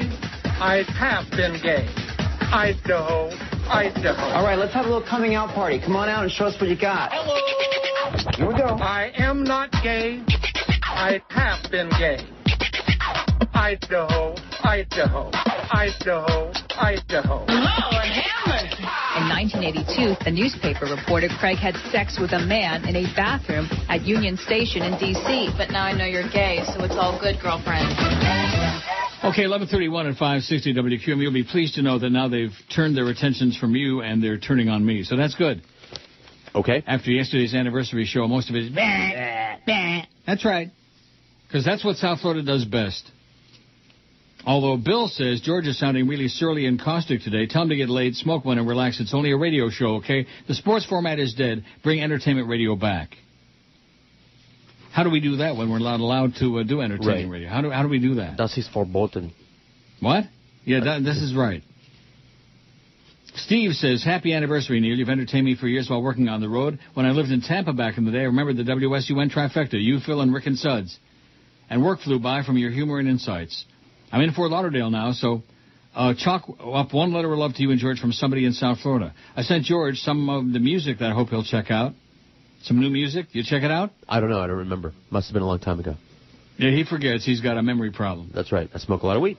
Good health and best wishes to you guys so we can continue to listen to your show the next 5 years. Cheers, Steve. Well, thanks, Steve. Thanks, Steve. JRC, Jesus Condominia says, happy 33rd. I've been listening to you since the days of Alien. Remember those? Wow, that was great radio. But since the stupid Janet Jackson-Justine's booby incident at the Super Bowl, everything's been downhill ever since. That is absolutely correct, sir. Yes. Now that B.O. is present, will the government ease up and lighten up a little? I doubt it. Now that he's present. Not president, but present. No pun intended. I, along with many listeners, want the noises back, especially los peos. Is that farts? Yes. Peos? Si. Anyways, have a great life, I guess, until December 2012 comes along. Then we'll all be gone. What a crock of joist that is. Sincerely, JRC. Jesus something or other. Mark in Kendall says, here we go, happy belated anniversary. I happen to agree with George. The chronic emails are your version of Stormcat. George is probably so surly because he wanted to take his vacation when his kid is out of school and can't because you're letting your welfare cases dictate to you when you can use your own house. WTF. It is probably causing him an extra dose of bitching at home. Mark and Kindle. You're not fooling me. George sent that one. It sounds like I did, but I didn't. Yeah. But happy belated anniversary. I happen to agree with George. The chronic emails are your version of Stormcat. That's a shot. Wow. A real serious shot. Frank, oh yeah, here's old Frank, who's 150 years old in Sunny Isles Beach. Chronic. Subject, confirmed. When you asked George earlier what his problem was or what was wrong, and although he tried to avoid saying the truth, he finally let it out. Boring was his response to the format of the show. But apparently you aren't listening or give a crap about what your co-host is trying desperately to tell you, and as the vast majority of those communicating with you have been saying for months and months. And to further prove the fact that you don't give a crap, you simply tell people not to listen. Don't you get it? People are desperate for a good talk show, and by default, they occasionally tune in hopes that things have changed. This is a guy who emails like every second or third day. Frank in Sunny Isles Beach. Aye. But occasionally he tunes in just in hopes. You want decent numbers? Who cares? Change a little. And while you're at it, stop bunching everyone in the same category of loser, boring, moron, idiot, because you sure ain't anything to write home about, says Frank in SIB. Confirmed. Boring. And he puts boring like in big, bold letters. George says the show is boring. I'm your friend. Now, here's another idiot. Oh, see, there you go again. Larry. See how you are? That's me. Larry, at your age, you want Grimance, chicken fat. Gribbinus, not Grimance. What the hell is Grimance? Grimance? Grimmancy? Gribbinus. God, Larry, what a goyish cup you are. I'd like to have some. What, gribbiness? Yeah. Isn't it fried chicken skin? When I grew up, my grandmom always had a big jar in the fridge. Who knew that it was just fat? We ate it on bread. Fat. Make your own. Just get a raw chicken, cook it up, and drain the fat and chill. Oh, geez, yeah, just get a raw chicken. Drain the fat and chill? Yeah. I'm chilling? Yeah, just chilling some grimmants. Grimmants. Well, I'm grimancing over here. It's scary, it really is. But just moving right along. Read them all. Yeah. Well, we don't have too many. We don't have any chronics, so. Well, we had the Rooster Connor in there, but.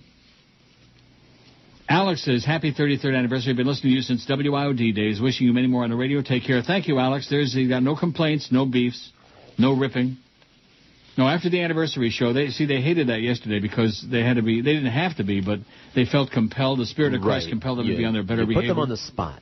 Yeah. They hate that. But now that's all over with. Now we can go back to... That's still your ringtone, by the way. What are we going to do about that distorted spot, by the way? Are we going to be able to record any spots that are going to sound like pristine and I don't clear, know, but the next time that it comes up when we have to do that, I think I might get an engineer here. No. Got some real technical problems. Of course, in a couple of months, you're going to be moving down the street anyway. That should be a real treat. I know. I don't think I'm going to get much, support. What do you mean by that? I think that's going to be the excuse. Is like, why don't we deal with how it sounds over there instead of trying to fix things over here? Yeah. Well, I wouldn't worry about it because there aren't going to be any more anyway. So. Right, I'm not going to. Ken says, happy anniversary, Neil. I don't get to email or listen that often. I'm a teacher here in North Carolina. I'm George's imaginary best friend. Have a snow day, so I wanted to listen and write in. This is your imaginary best friend. I don't know what that means, but it cracked me up. Well, he's in North Carolina. I see. Been a fan since WINZ, my college days. Even had lunch with you in the studio when you did that. I still don't take it personally that you stopped doing it after I was there. Well, you better start. By the way, my wife, Mary Lou, has been laid off, become a chronic, I hear. Tell her to get a life. Get a life, whatever happened to Mary Lou from Hialeah? Is that the one he's talking about? No. Oh, that goes way back. Way back. Mary Lou from Hialeah. She used to send me cards all the time. She'd come to all the appearances. I remember the name. That goes back to the W Snooze days, even. Mary Lou from Hialeah. Maybe she sleeps with the fishes, do you think? I hope not. It's possible. I always think about that. What? People that all of a sudden you stop hearing from. And then they're dead? And you're right, exactly. Then you find out years later that they died and nobody told us.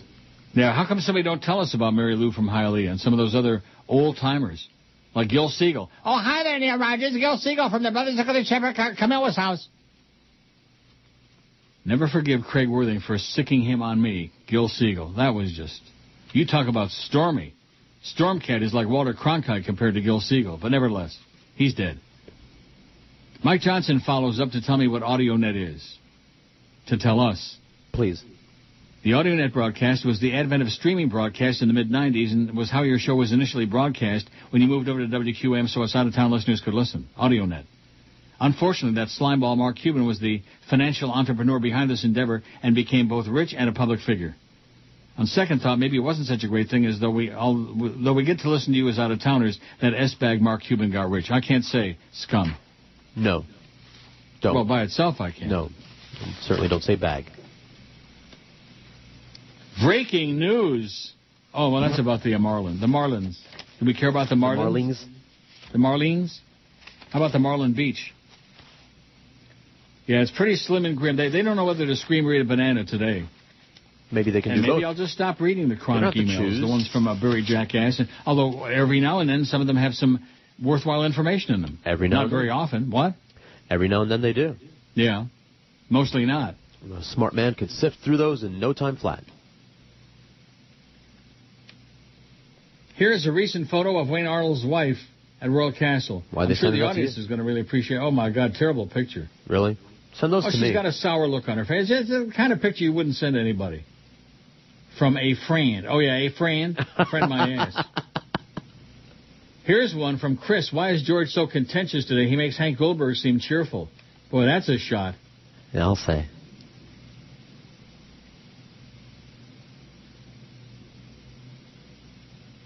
What in God's name? Tyson, who's a crazy person, says, question, how does a company so big lose $62.7 billion? Keep up the good work. When are you coming back to the Sawgrass? What am I coming back to the Sawgrass? Maybe to eat at those 2 favorite restaurants of mine. I never knew you left. Howard David's a bitch. 560 WQAM presents Who Did Mo? With Mo Howard. Yeah. Mo Howard and David, whatever it is. Now, you listen to me. I got unfinished business with that there about Iraq. I stand before you now with my previous statement firmly in hand. There ain't no National Guard in Iraq, see? National Guard? How about I know? Hey, I look, they're going to be in there. What, you fall in? Don't bother me now. I'm doing my thing here. What do you got to do it in there for? Better acoustics, you knucklehead. Now scram. Now, where was I? Oh, yeah. And another thing. Who's done more for the war in Iraq? Ginger Baker's Air Force or Joe Kane's in a pith helmet? Huh? That's pith, Joyce. As in, pith. Nobody knows what I said anyway. But don't stop me now. I'm on fire, Dad, like skizzy cats. Why, I'm the skizziest. Now, on a personal note, this new life of leisure ain't bad. Why, I'll have you know I'm now the heartthrob of skeletal women by the pool. They like my nice back. I got 'em playing strip mahjong. But I want to tell you, these broads look like Mike Chernoff in drag. Boy, I still got it, huh? Bet you wish you had me back. Well, not on your life. There ain't no chance you'll ever see me in that smelly dump again, see? Well, 11:47, 13 till noon. Caught me off guard there. I'm just enjoying it so much. Although it is pretty boring. George says the show is boring. Bastard. What? You That's bastard. what you said. I said the chronic emails are boring. No, you said the show is boring. I said the chronic emails emails are boring. When you do it, it's scintillating and entertaining. That's what I said. I also said you're gay. Oh, my God. You fairy. Well, you're a Julio. How do you like that?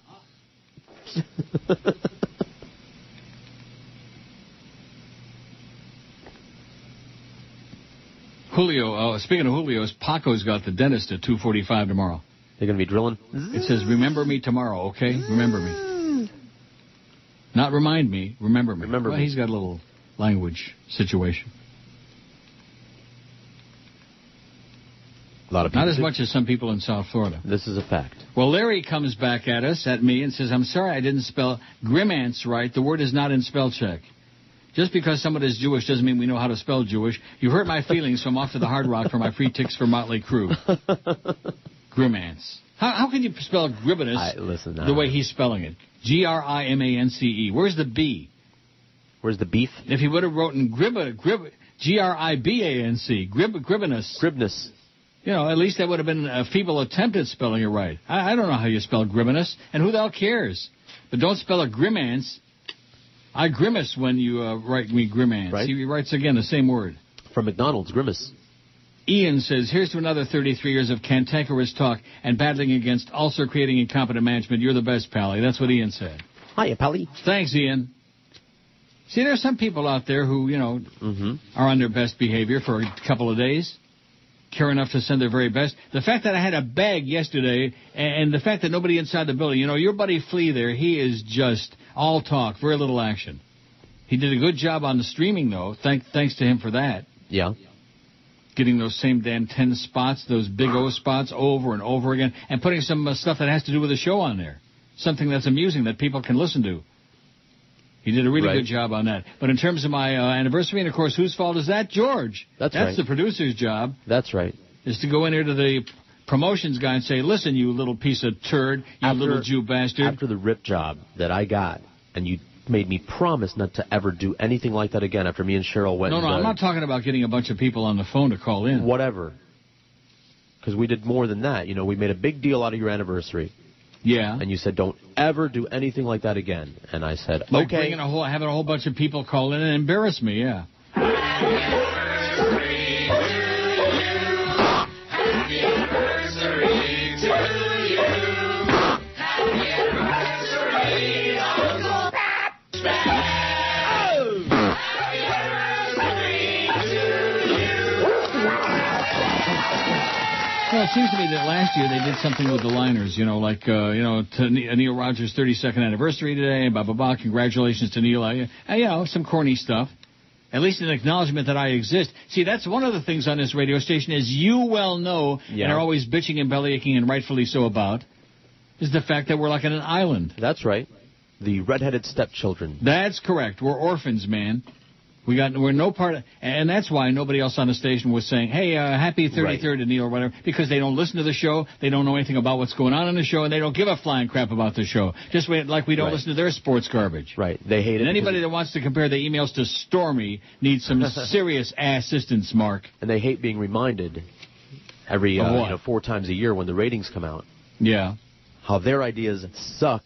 Well, what's going to happen when we have ratings every month now when this PPM starts? They'll be reminded 12 times a year how their ideas suck. Carol and Ian in Hamilton, Ontario. I started to read their thing, and then I got sidetracked with all your crap about how the show sucks and how... if you want to do it every day and I'll just take the check, that's okay with me. No, thank you. Why not? I want to mail it in like you. I would even put a poll up there every day just for you. Just like I send the bedtime stories to Fat Chris. What? Well, that's the main reason you hate doing the show is you have to come up with your own poll. Right on. I got my own poll. It ain't much, but, it's the best I got. 255 votes on this very important poll. 258. See, they're coming in chunks. Let's see if there's any new emails. I'm blowing my nose in chunks. Oh, yeah, here we go. Royal Castle. Here's another picture. I don't want to see any more pictures of her. She's very attractive and young, Wayne's wife. Good. Why do I want to see that? Send me some bikini pictures of her. I don't need to see her wearing the her white cooking outfit. They're not going to send you no naked pictures of Wayne Arnold's wife. How do you know? Next, you'll be asking for naked pictures of his boyfriend from Indiana. No. Remember that No, phase? That was just a phase, I guess. You don't remember that? That pimply-faced kid? I selectively don't. I'm pretending not to. How's that? I do. I don't remember anything. Fair. I don't remember 5 minutes ago. Even Norma never picked up runaways that looked like that. Who are you? What am I doing here? Lanny from...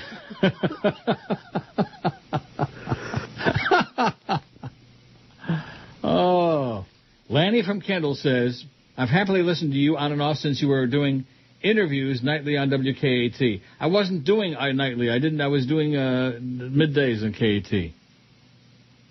I was doing 3 to 6, afternoon drive, then 2 to 6. I heard you also when you were on FM. I think your TV show tanked because you spent too much time looking at yourself on the studio monitor. Yeah, that was the reason. I think George is reasonably good when he is the host, but no one's Neil God. Neil deserves capitalization. God does not. Lanny from Kendall. Well, thanks, Lanny. Thanks for the marginal suck job. Oh, Scott. Good Jewish Scott. How do I know Scott is Jewish? Because his last name is very Jewish. Grimance. Scott Grimance. Okay. See, it goes to show you that there even are dumb Jews. I haven't met any. The hell you haven't. Point some out. What's your take on Neil's current email format? It's okay, 77. I want the caller 60.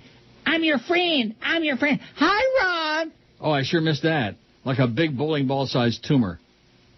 I love it. Big improvement 58. WTF 32. I want the bedtime stories 10. I hated it, or 18 for bedtime stories 18. I hated it sucks 14. Last place. Because like I said, and I admit it, those people who, are repulsed and they're grossed out, they're gone. And once they're gone, they don't come back. Hey, listen, it goes with the territory. I mean, that's what they want to do on this station, obviously, is chase as much of the audience away as they possibly humanly can. Oh, that's and so I'm just cooperating, that's all. There you go.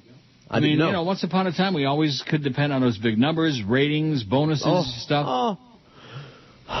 It was like a given. Like a gribbon? You could spend the money before the book came out. That's right. Now it's like, oh, gee, did we break a 2-share? It's like pathetic. Pathetic. Because they keep trying to force-feed the same swill. And you got some nerve telling me that my show is boring when they got this sports garbage on the rest of the day? I wasn't making comparisons. Well, you better not. Scott says, happy 33rd anniversary. I first heard about you shortly after I moved to Lauderdale, Tamarack in 85 from Boston. Oh, he came here from Boston? I'm so sorry, Scott. Tropic did that piece on you with pretending to cry on the cover. I still have that issue somewhere in the house. So do I. Remember you sent that to me? Somebody brought that? Yeah. Unfortunately, INZ had a crappy signal at night in Broward, so I couldn't tune you in until you moved over to middays. From there, I was hooked. You've helped me keep my sanity all through the years, even in San Diego, where I called you a few times. in 91. When you were still simulcast on SUN, you'd boom in up in Pensacola. I was in grad school at University of West Florida, where I turned quite a few people onto you. Well, whatever happened to my friend from FSU? Remember that all the MySpace people are gone. 99% of them are gone. What was that kid's name? Mike from FSU. Remember him? Yep. Big fan, my good buddy, and they just all disappear. MySpace is, it's like Grimance. They're all on Facebook now. And all you people with Facebook, they keep sending me, oh, check out my Facebook page. No, I don't want to. Worst time was after you got effed over by Paxton the Antichrist. Anybody here even remember your replacement at 6'10", Grego? How long did he last? A week? No, he did about 3 weeks, and every show was about his girlfriend's bowel movements. Thanks again for 33 years. Let's hope you have at least 33 more. F. Joy, says Scott. Thanks, Scott, and Zygazont. Enjoy your Grimance. Neil Rogers. I am Osama bin Laden, and whenever I am in Miami, I listen to Neil Rogers 12 to 1 hour. All right. Picked a bad day to quit sniffing glue. He do the rush drug limber, bouncing off the walls in a rehab room. He do the rush drug limber, the rush drug limber. He do the rush drug limber, the rush drug limber. He do the rush drug limber. On loan from God and hateful and rotten. He do the rush drug limber, snorting and popping illegal Oxycontin. He do the rush drug limber, the rush drug limber. He do the rush drug limber, the rush drug limber. He do the rush drug limber. Little girl, candy, I had an epiphany, my friends. Epiphany. It's done.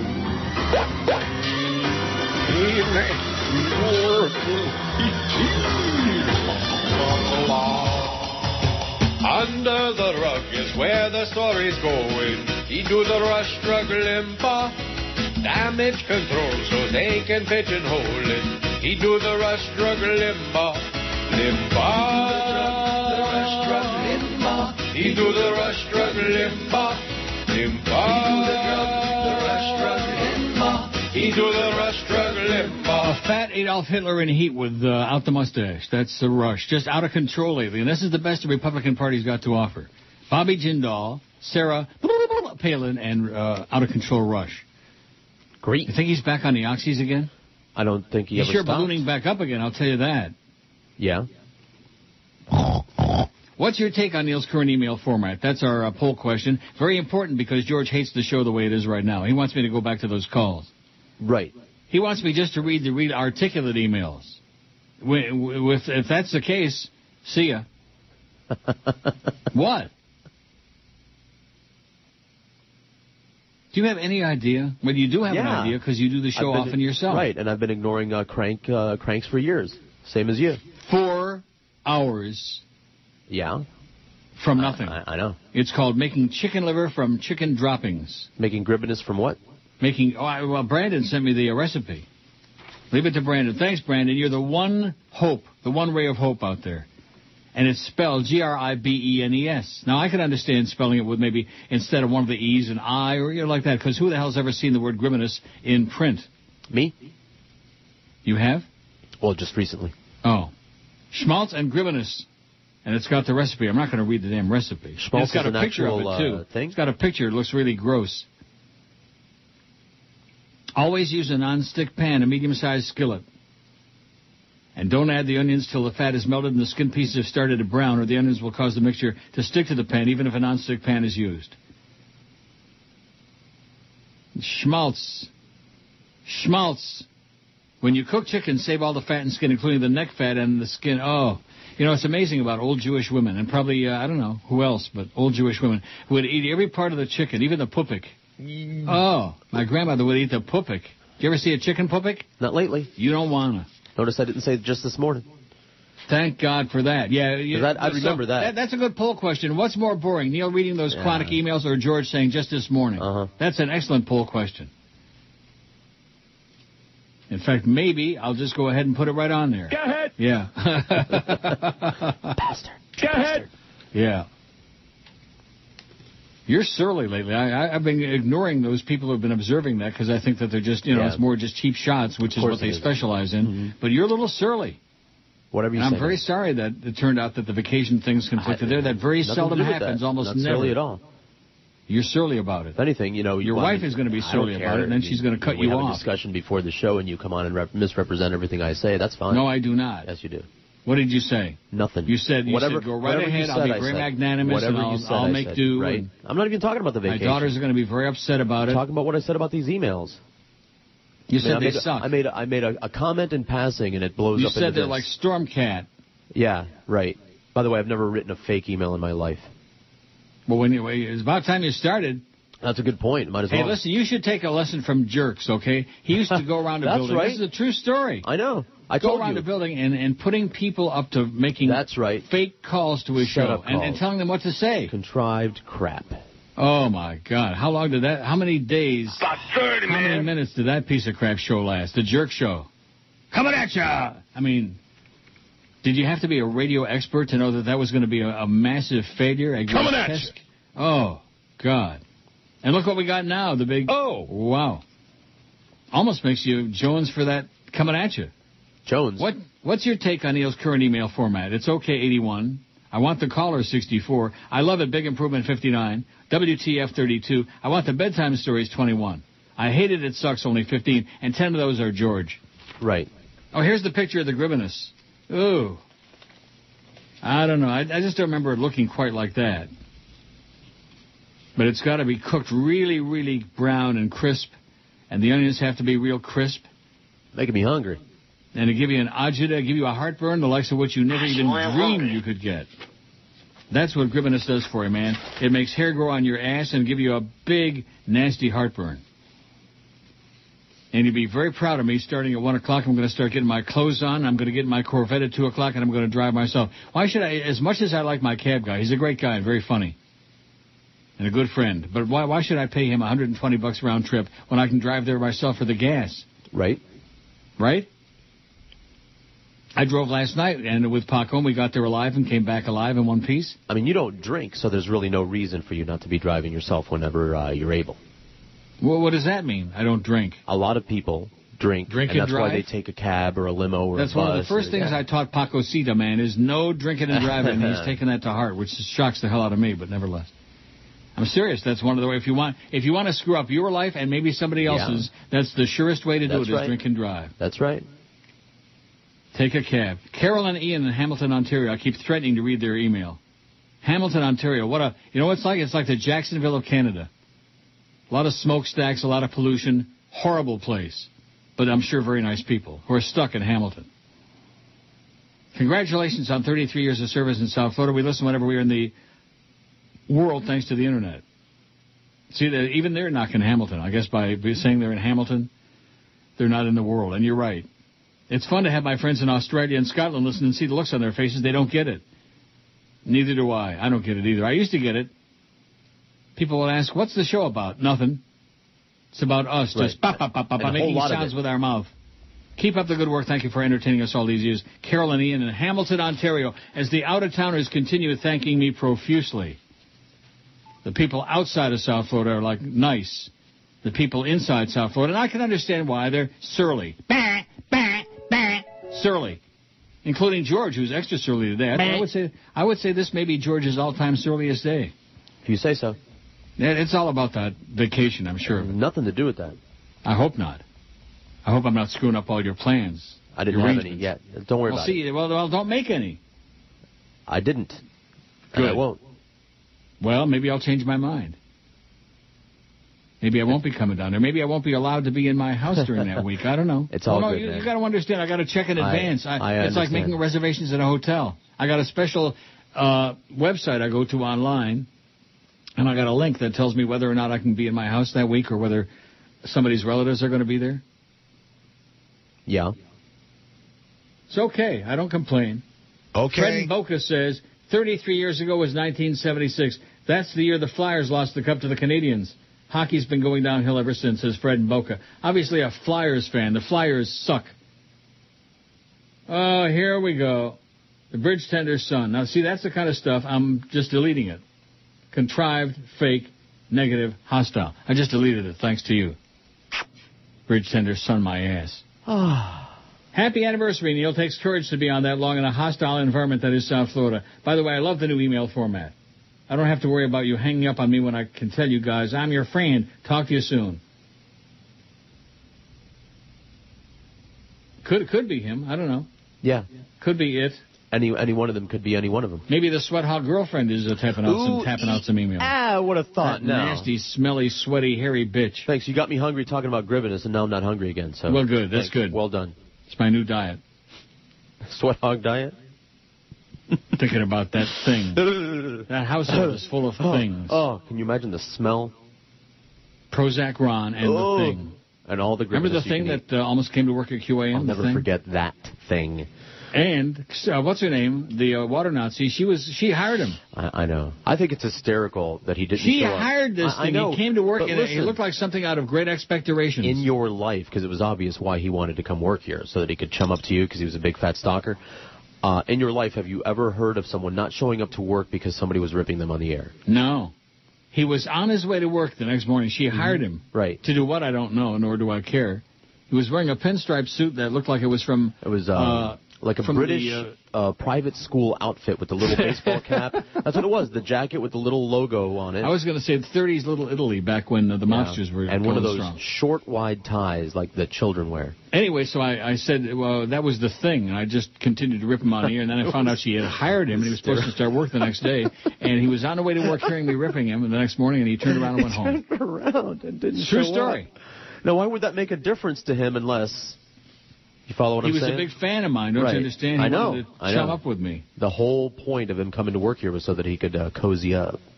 Well, what does that mean, cozy up? You make it sound like some kind of a close to thing. You. I'm sure that's what he had in mind. Get out of... Oh, you're crazy, man. Even he wouldn't be that desperate. Oh, are you kidding? Did you shake that thing's hand? He shook hands like a woman, like Bob Neal. Did he really? Yeah. Well, you sure remember these people.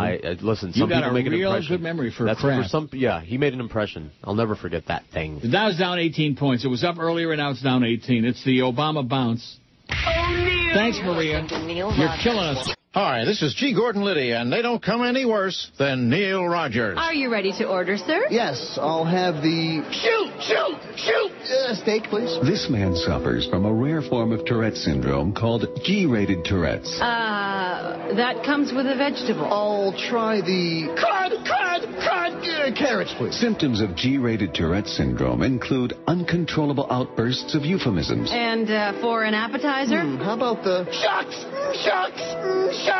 Shrimp cocktail. Unfortunately, there is no cure for G-rated Tourette's. Would you care for a salad? Yes, the heck house salad. Oh, wait, you know what? Make that a golly, gosh, Greek salad. Okay, that's one. Greek salad. The good news is G-rated Tourette's isn't as offensive as other forms of Tourette's. The bad news is it's a lot more annoying. And for dessert? Oh, I'll have the fudge. Dow's down 10. There's a building came down, too, in Cologne, Germany. Historical Records building fell down. It just, fell? One of my favorite cities in the world, Cologne, Germany. Maybe it was a terrorist attack. What do you think? Oh, my God. Chronic Lawrence says, happy anniversary again. Speaking of eating all the chicken, my grandmother made chicken fricassee. I had it once. It tasted great. And then she told me what was in it. The feet, the pupik, skin, anything other than meat. I stopped eating it 40 years ago and haven't had it since. Chicken fricassee. Really? Because I don't think I've ever... It's got the feet. Ground up chicken feet. That's one of those dishes you hear about your whole life. But I don't remember ever eating it. Have you ever had chicken fricassee? I think so. Lawrence wants to know which is more pathetic, the masturbatory thoughts that the emailers have regarding George or reaching out by the GOP for Rush. Yeah, they're drowning over there. They're reaching out, extending the hand to Rush. Please save us, you pill-popping I really fat wish phony. maybe somebody will call in. The kid, I wish somebody else had seen the kid with the flaming red lipstick this morning. The screamer? The screaming little junior Republican. He was at if Man Coulter was there, he wasn't the only one, and probably Miss Fudge was there, too. All the modes. Sounds all like the a time. real old time. Anthony says, no offense to George, but the reason he is so unliked is because... 1, he always sounds bothered. 2, he doesn't add anything to the show when he speaks, so he should just shut up. 3, he's surly. 4, he has zero personality, literally zero, boredom city, baby. 5, he doesn't know anything about anything. Anytime you ask him if he's familiar with this person or that event or even anything in pop culture most people are familiar with, he either doesn't know about it, claims it's before my time, or just is plain disinterested. Right. Now that I mentioned, I guess it kind of sums it up. His general disinterest in most of what's going on during the show and with the topics being discussed really come across over the air. You can tell he doesn't care. You care, George? What? What about this email? Do you care about it? Yeah, a lot. Told you. It sounds like it's a bother to him to be there. Well, it is. He's got busy stuff to do. What am I belching about? It's probably about that chicken fricassee. Never listen when you're on vacation and change the station frequently when George is adding a little too much of his crap to your show. Happy anniversary, says Anthony. Anthony don't like you, I guess. Oh, here's the fake Hawk Mark, so you get upset about these. I don't get upset. I get the fake producer of the Dan Lebatard show across the street? Right. Congrats, Neil. Well done from all of us here at 790. Right. The personal people meter era will be no different. I heard that you used to broadcast basketball earlier in your career. I already knew about you doing UM baseball back in the good old days. What basketball teams? None of your frickin' business. Albion College. And then some high school basketball, too. Marshall, Michigan, Albion, Michigan. If you were good at it, why didn't you pursue sports broadcasting? Because I was smart. Because I knew that every dumb ex-jock would be taking up every broadcasting job. People like Nick Kiprios, who wasn't even a good player, who's all over. He's all over every channel here, even on the news channels. Nick Kiprios. Dumb ex-jock. Bad player. Today's our big Marlins preview day. Do you know that exactly 40 minutes from now you'll be going up against the Marlins versus Dominican Republic Baseball? Congrats again. Thanks for the good news, Hockmere Chinik Mark. Marlins and Dominican Republic. Can you imagine how many people will be listening to that? About 30, the man. Marlins, baby. Oh, yeah. Better you than us. That's all I can say. Stop the bleeding. All the millions of dollars they gave to those grave-robbing bastards to kill our, at nighttime they put in a number, 3, 4, whatever. Better than what we got now. Oh! But during the daytime, killer. Although we enjoyed those days off a lot. So can we leave in 40 minutes when the Marlins game starts? I wish. With the La República Dominicana? Those were the days. Jay Friedman says, boy, that's a real mystery. Who could that be, Jay Friedman? Mm-hmm. Fake Jay. Why is Joe Bell, being a supporter of the George Bush Nazi ways, keeping you employed at his radio station? Because he hasn't got a choice. Because I got a great agent. You fairy. Can you believe him sending me a frickin' bill? Oh, I believe it. He could take that bill and wipe his and his boyfriend's asses with it. Norma. Anyway. Oh, here you go from the inside poop. Word has it that the real story about Randy Rhodes involves a suitor she met a couple of months ago, a man of means apparently who whisked her away to Vail for a ski vacation during one of her holiday breaks. Upon her return, she sounded quite relaxed, if you catch my drift, and he visited her down here in the weeks before she went off the air. There was some kind of a problem with Nova M, but the inside poop here is she's taking a well-deserved break from political talk radio with her sugar daddy. Once the ugly head of the Republican Party reemerges, if ever, I believe she'll be back. Till then, it says... That's it. You believe that? She got whisked away for a Vail ski vacation by a guy, it sounds like. That's really... I didn't hear that. Well, you just did. Suitor? Believe it or not. It's like Ripley, man. Believe it or not. Or don't. 308 votes on the poll. Kenny Rogers says, I think George is on the bad side with Joyce and Joe Bell. This is the fake Kenny Rogers, of course. No.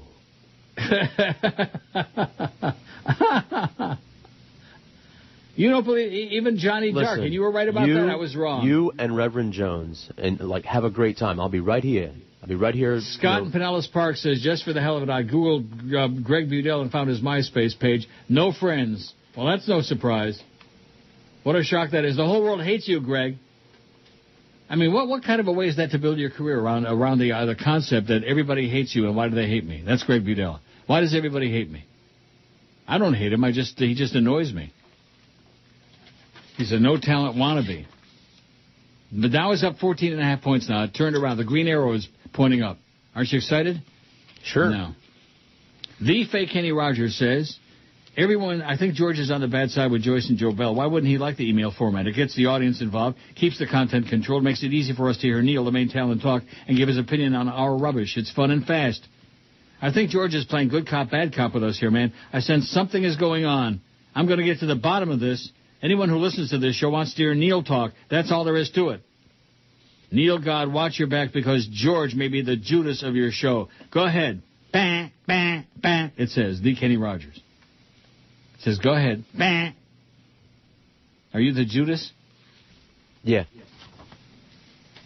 Well, I guess I could ask you one question to clear it up. Dime, why you do this to me? Dime. Please, Dime. I'm afraid. I'm afraid. With a bad phony accent. How do you know? Talk about it. Now, they should have played, instead of Rambling Man, they should have played R.E.M. and Losing My Religion, but I'm sure that song came after that movie. Who did that voice? What voice? I'm sure that can be looked up. What voice? The one you just played. The voice of, I guess it was supposed to be his mother, I assume, right? Yeah. Well, she was some Russian or Polish or whatever she was. He was Polish, wasn't he? Father Karras. Right. So she was some old Polish woman. And I'm sure they could find some old Polish lady in Hollywood to play another role. Dimi, why you do this to me, Dimi? I'm Googling it. And what did it say? You Google what, Dimi? No, I'm putting the whole question in there. Exorcist? Who did the voice of? I'm asking the whole question. Father Karras' mother. In The Exorcist. In time. Well, let's do the break first while you're looking, because it's really boring listening to Dead Air. It's not as boring as those emails. Who? Mercedes McCambridge. No, Mercedes McCambridge did not do that voice. Okay, I'll verify she did the Reagan voices. She did all those. She did all that. She did the voice of Father Karras' mama.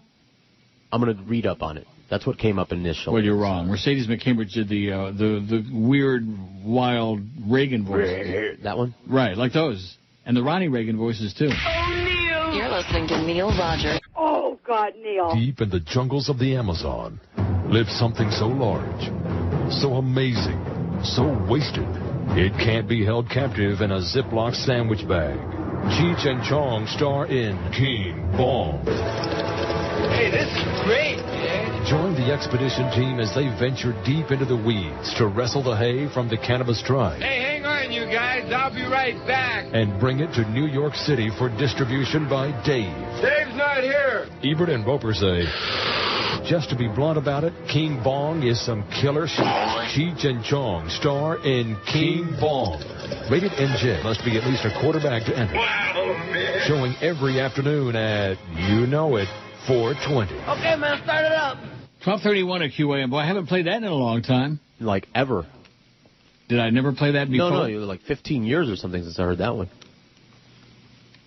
Mark in Kendall is back, says, and he signs this one, Crystal Rodriguez. George's wife. Didn't mean to ruffle your feathers with the Stormcat comparison, just trying to make an analogy to support George's argument.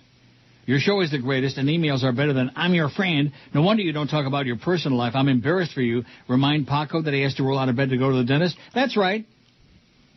How do I get on the Neil Rogers welfare program? Question mark. Crystal Rodriguez, and really Mark and Kendall. She's already Crystal on Rodriguez already is on the Neil Rogers welfare program. That's right. Remind her of that all the time. I do. She never forgets. Bitch. She what? Never forgets. Oh. And also doesn't care. Well, what does that mean? Oh, about being on my welfare program. Oh. Yeah, that should be my biggest problem, that I have to remind Paco that he has to go to the dentist. I mean, did I have to read that on the air? I thought it was funny. I thought it was amusing. And you know what? It might be your biggest problem. No. No? You know something? If you were to ask me right now, what is my biggest problem? I don't have one. All right. Well, there you go. I don't. I mean, sure, I would like this show to be something more than what it is now, but then again, that's beyond our control, as you well know. Yep.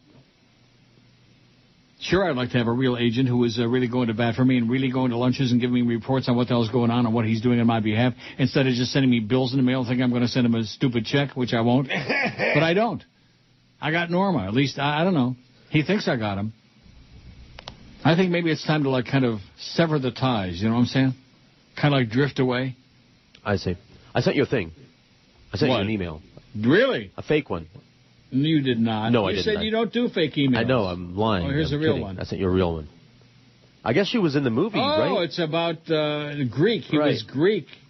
Basiliki, you say it. Why did I say Polish? Basiliki Miliaros. Father Karis. I mean, anybody should know that that's a Greek name. God, am I stupid. Miliaros. Yes. I can't say her name. I'll get to it. I'm printing it out. Ed. Chronic Ed. See, I just delete him right away. He sends me just stupid, idiotic emails, and I just delete. He has nothing to say. Something about something he was talking about some coworker with. You're boring, Ed. Terminally boring. See, you think I read every email. I never said that. Vasiliki Meliaros, who played Just Father Karis's mother, had never acted in a movie before. She was discovered by William Friedkin in a Greek restaurant. Her only acting experience was in Greek stage dramas. Friedkin selected her because she bore an uncanny resemblance to his own mother, and William Peter Blatty felt she resembled his mother, too. She looked like everybody's mama. Right. The rest is just for fun. I thought it was interesting. I thought you might Your mama. And she said, Dime, why you do this to me? No, wasn't she actually in the movie? Didn't he visit her, like, early in the movie or something, and then she died or something? It's been so long. Of course she was in the movie. The mama. He visited her, and he opened the refrigerator, and there was nothing in there, and she was like lying in bed. That's right. He put the covers over her and whatever. And that's why Linda Blair said, your mother sews socks in hell. And the rest of it is about Mercedes, like what you were talking about. Mercedes McCambridge. She made all the sounds. It was originally intended to use Linda Blair's voice electronically deepened and roughened for Pazuzu's dialogue, while Friedkin felt this worked fine in some places, including the infamous Let Jesus F You line, which was voiced by Blair herself despite the common misconception that an unnamed male actor provided the line. He felt the scenes with Reagan Pazuzu confronting the two priests lacked the dramatic power required. It was decided that an experienced voice actor would be required for the role, and Friedkin selected legendary radio actress Mercedes McCambridge. After filming, however, Warner Brothers attempted to conceal McCambridge's role in the film, which eventually led to a lawsuit and a grudge between her and Friedkin that was never healed. How do you like that? A little Exorcist trivia, baby. I did not know that. Wow. Let Jesus F you. That was good.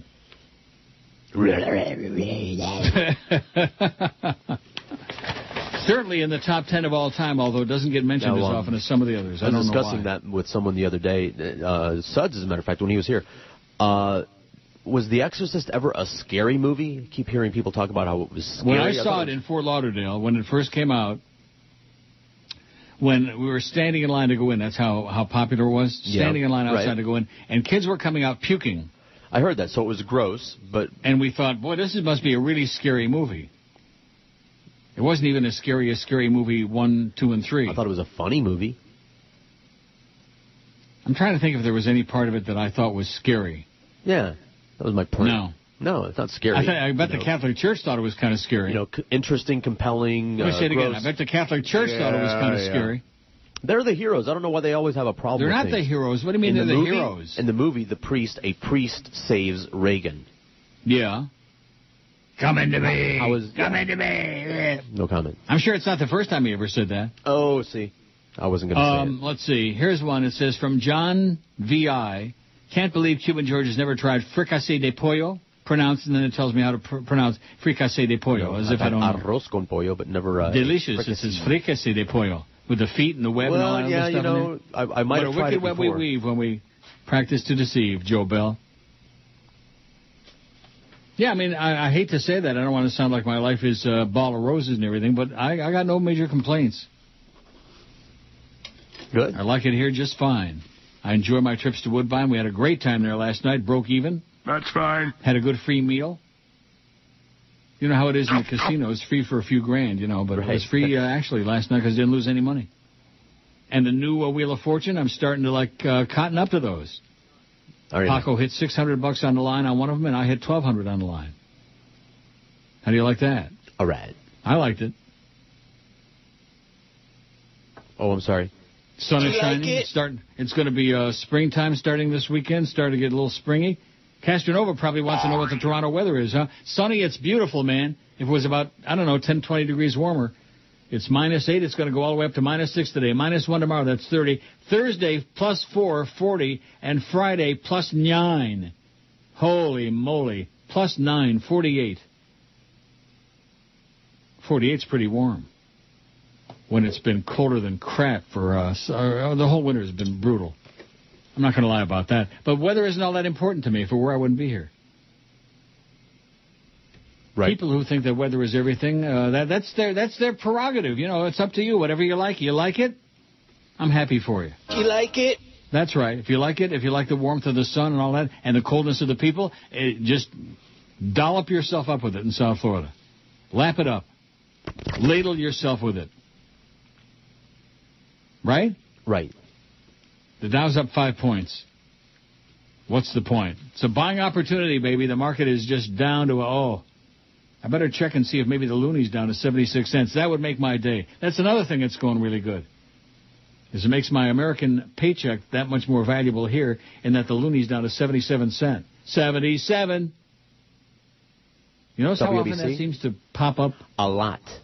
77. Maybe you should bet that somehow. I should what? Bet that number somehow. Bet it? Yeah. What does that mean? I don't know. Just find somewhere where that number comes up. I don't either. Doesn't come up in roulette or in horse racing. Find somewhere where it comes up. Oh, bet it, like in the double, 7 and 7. Yeah. Maybe next time you're out at Gulfstream, we'll have you play $100 double, 7 and 7. You don't even know what the daily double is. Canadian, 77 and 23, just over 77 cents. All right. That gives me like a 23% premium over this cheap Connect currency. Isn't that great? It's something. Although I do like, speaking of currency, I do like the loony and toonie. I do like the coins instead of those stupid-ass bills. First of all, nobody's got a $2 bill anymore. And secondly, the dollar bills are just a waste of time. Right. When I'm there, like if I go to Walgreens and I buy something and I give them like a $10 bill and they give me change with dollars, with single, and I think to myself, oh, fat, unclean. Really? I'd rather eat the chicken feet. Chicken fricassee, I've had that, I'm sure of it. I didn't know how to have feet. I don't think I'm going to be having it again. There has to be more than one kind. One kind of what? Feet? Of chicken fricassee. Get the honey, Junior.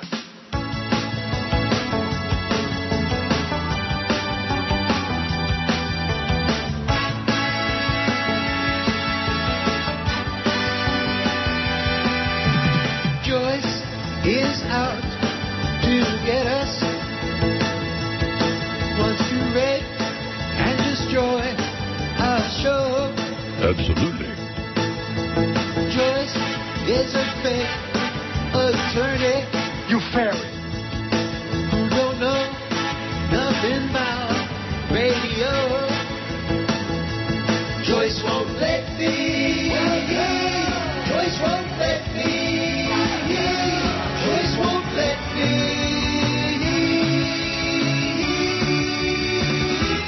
Play any thoughts.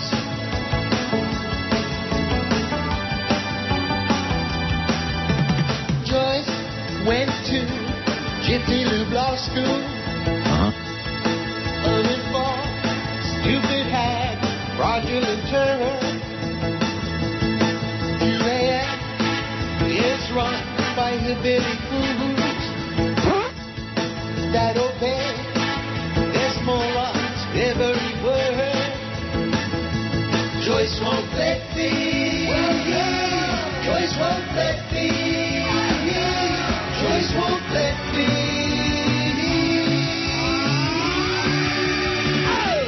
I don't want to hear any more inside business talk about me, anybody else, but I got her at that show. I take umbrage to those scurrilous allegations made about me.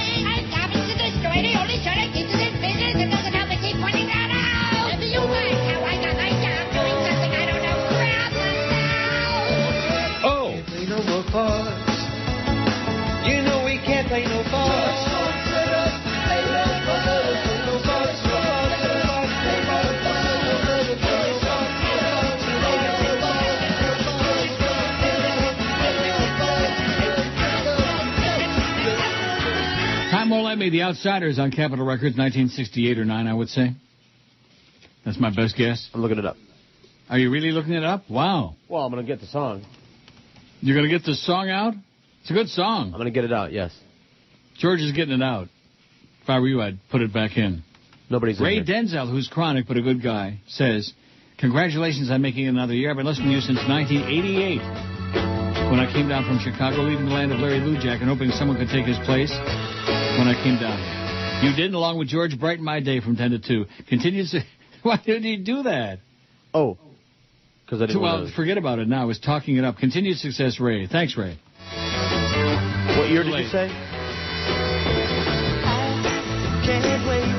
How the hell am I supposed to know where that was when you brought it back? Don't worry about it. Sorry. My bad. I mean, even as much of a talk-up genius as I am, you know, he brings it up like in the middle of a I don't know, something. Enough. Do over. What year did you say? 68 or 9. 6. 66? Yes. I was working at WMRR in Marshall, Michigan in 1966, long since off the air, working with Johnny Meter. Remember Johnny Meter called in that day when we went on SUN? Remember that? No. That was about the only positive thing about being on WSUN in Tampa when they simulcast us there. And weren't going to give us any extra money for it, by the way, until I said, well, how much are we getting paid for this? Oh, geez, I don't know. Remember that? Yes, Cox Broadcasting at their very finest, man, trying to slip a Mickey. And anyway, the first couple days that we went on SUN, and I was on the air in Tampa, and all these people called who I hadn't heard from in a long time. Bill Toole, who used to be my GM with his lime green pants in West Palm at J&O, who was a real tool. And Johnny Meter, who I used to work with in Marshall, Michigan, 100 years ago, 1966. People I hadn't heard from in years, and they heard us over on SUN with their big signal on 620. Wasn't it 620? That sounds right. Or 640, yeah. I don't know. 620. I'll take your word for it. Oh.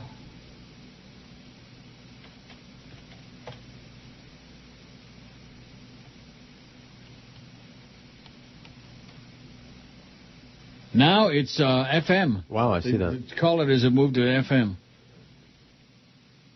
97.1. What? 97.1 FM.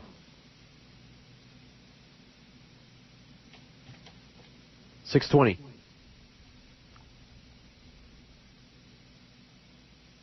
Like you said. Yeah, WSUN. 620. Oh, we're going to put you on the air in Tampa because they don't know what to do with that station. And, yeah. I also remember they changed the format without any notice, without any promotion, without any warning. That's right. You know, from country and it had been western country. To you. It had been country. All them nose pickers over there, they weren't too happy about it. No. Like the Chronic from Lutz. Junior in New York City says, boy, I'm telling you, just amazing. It is. I don't know whether this is a positive thing or a negative thing. I think it's negative. The fact that the people in Dade, Broward, and Palm Beach counties, their attitude is Chabdir and Dreard.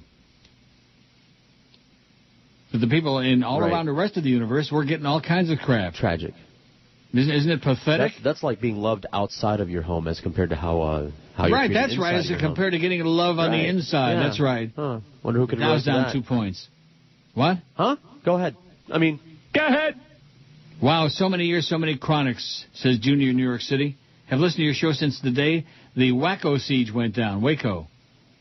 Remember, I actually said Waco. Remember that? I remember watching it on TV. You did a play-by-play, and when they caught fire, we were all equally dismayed at the same time. I wasn't dismayed. I remember laughing about it. Oh, those idiots are all still inside, and all that smoke's coming out? Remember nearly driving off the road with howls of laughter. God, that dates me, says Junior. Listening to you online from New York City today. Moved up here 10 years ago and don't miss the lunacy of South Florida one bit. You sound great as always.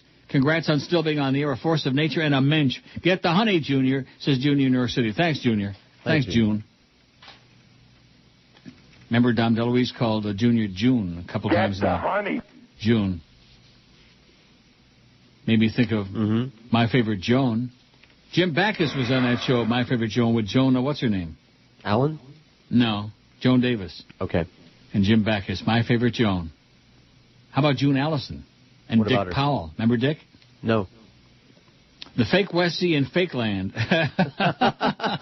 Nice going, Wes. Wes in Lakeland says, congratulations on your 33rd anniversary. Seems like just yesterday you were on. It seems like just yesterday you were on yesterday. I see. That's cute. Anyway, got a new name that might add a little life to the show when George is on solo, called the J-Rod Show. I thought you already did that. No, attempts have been made, but no thank you. Oh. For the sports moniker. In fact, given he's trying a hostile takeover of your show, it should be known hereafter as the Neil Rod and J-Rod Talk Radio on steroids. Cute. Any chance of adding Randy Rod to QM's lineup? No. And then he says, Howard! Wow. No wonder he wanted to be fake. The real West C in Lakeland wouldn't own up to that one. The Dow's down 16 points. Oh, boy. It's not good. Everybody's broke. All of a sudden, we just woke up one day and we discovered all the banks made all those toxic loans, and everybody was broke, and everybody was doing no business, and nobody had any money, and nobody was buying didn't go anything. anywhere. Market was just diving, tanking. 67.45. Well, what kind of a number is that? Market, the Dow was 14,000 and some not that long ago. I wonder what happened to that guy. You know, the guy eloped, the same guy that used to call every day and say, oh, the S&P is up, Neil. That guy eloped with the kid that said, oh, thank you for the low gas prices, Mr. President, when Bush invaded the Iraq attack. They eloped. Eric, the Hialeah surveyor, says, for Uncle Leon, I don't know whether it's a stomach virus or the fact that I'm still in South Florida, but I woke up puking and joicing everywhere. Just turned your show on 10 minutes ago. Already I'm feeling better. Happy belated anniversary, George. You're the ish. Great show as always. You're the ish. Yeah, thanks. As in ish kabibble. Yes. Wow. Here's one from somebody, Todd. Congratulations on making it this far, and thanks for all the great crap. I've been listening since KAT days, one definition of chronic. Will gladly listen to another 33. Don't even care what you do on your show, imagine that. Good. The price is right, take it or leave it. That's all. That's my attitude, including you, George. I'm reading my emails. I like it. Make a comment in passing, you blow it all up. No, That's I did not. You said it's boring. Yeah, boring. Terminal is what I said. Oh, well, a chronic crank is a chronic crank. One of the things I like best about your show, it brings back memories of the various maniacs who have worked in this demented and shameful media market over the years. I just thought about the look on Sally Fitz's face when the Channel 7 studio wall caught fire behind her during the news. I knew somebody who worked there at the time. He said he made out with her once. It was like kissing a fish. Anyway, thanks for all the free high-definition entertainment, says Todd. Thanks, Todd. Well, like kissing a fish. Oh, the fake Bob Lassiter says, no, I think it's the real one. 620, get it right, George? Remember Tom Velveeta? How could anybody forget Tom Velveeta? I was a geek. Yeah. I was a geek. I was a geek. Cow. I was a geek. Mm-hmm.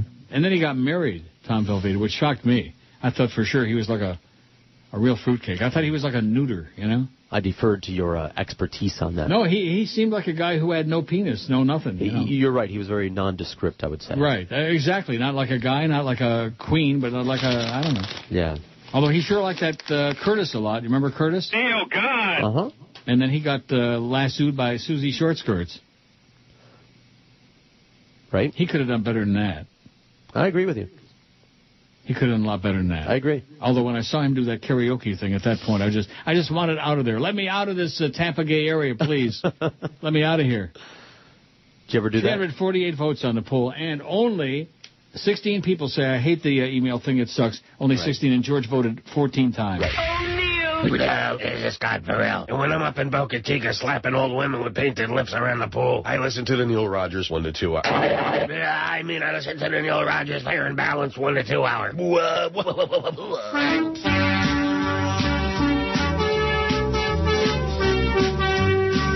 down south, past Hackensack, there's a town called Tamarack where you live on a cul-de-sac, and I bet you about the boy next door. They all drive for half a mile, and they wear that Gucci smile, and they stand in line a while, waiting on the early bird. Leave Manhattan, the Bronx and Queens, Staten Island too. Leave the Brooklyn city, take the tunnel, and don't look back. Down the Jersey Turnpike to Tamarack, stroll the malls and the sidewalk sales. Perm your hair as you wrap your nails. Tell your friends you're going to Bloomingdale's, and they won't be far behind.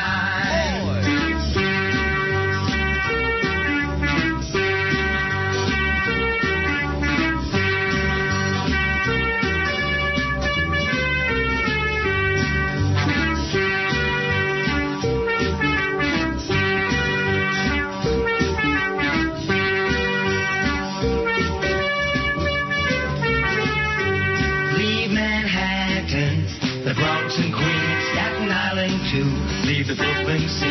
Take the Toronto and don't look back.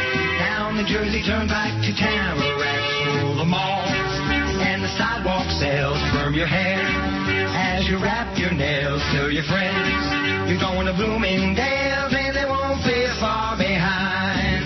Way down south, past Hackensack, there's a town called Tamarack where you live on a cul-de-sac and covet about the going next door. Way down south, past Hackensack, there's a town called Tamarack. Way down south, past Hackensack, there's a town called Tamarack. 102 at 560 WQAM. Happy Tuesday from all your paisans. March the 3rd. From all your buddies at QAM. Remember all the ones that used to work here? Wow, what a long list that is. Yeah. John Lewis. Remember John? He's an assistant professor at U of M? No. Yeah, he sent us some emails in the past. Like a real person. Wow. It says, I just wanted to say congratulations for your brilliant on-air tenure and all of the wonderful entertainment you provided during your 33 years. See, I told you he was brilliant. Also wanted to say that I'm far from a surly South Floridian. I really enjoy my life here, including the great weather most of the year. Right now it's fabulous. The beaches and other local nature sites, the beautiful women. I have a great career. My research is leading me to discover nutritional and exercise interventions that are helping people get healthy. Wow. By the way, my offer still stands to help you with your diabetes. Just let me know. Of course, no place is perfect. But focus on the positives and try to minimize the negatives. Best wishes again. I hope you have as many more years in your career as you desire. All the best and take care. John E. Lewis. Thank you, John. He's a good guy. What a sweet guy. Yeah, he sent me some stuff in the past and offered to, help me straighten out my life. With my diabetes. With nutrition? Yeah. Well, that's his thing. That's his bag. John in Lake Worth. Remember John in Lake Worth? Mm-hmm. Chronic. No, a good guy. He's been with us for 100 years. He said, there are a few of us listening up here in Palm Beach County, but it is very difficult amidst the static and Spanish music bleed over. I must tell you, the station signal has gotten much worse over the past few years. If you're even remotely close to a power line, you're Schmidt out of luck. Yep. What happened? What happened is Fidel cranked up another one of his illegal stations to about 8 million watts, and it's on our frequency on 560, and that's why you can't hear us. Kick that hamster that powers the transmitter, will you? Love you, says John in Lake Worth. Well, I'm sorry, John. How about now? You hear me better now? There you go.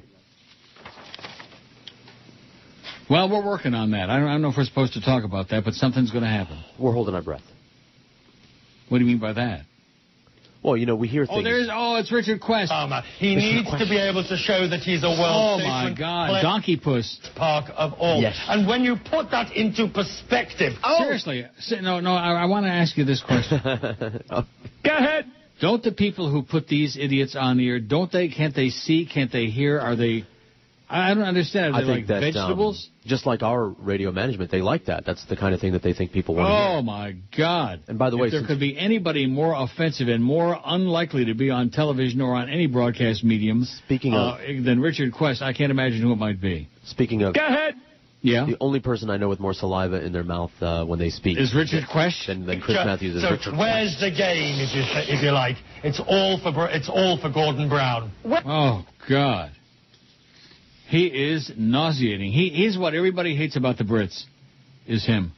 Richard Quest. I like the Brits, but yeah, he bugs me. Well, you like the Brits? I like the Brits and the way they talk, yeah.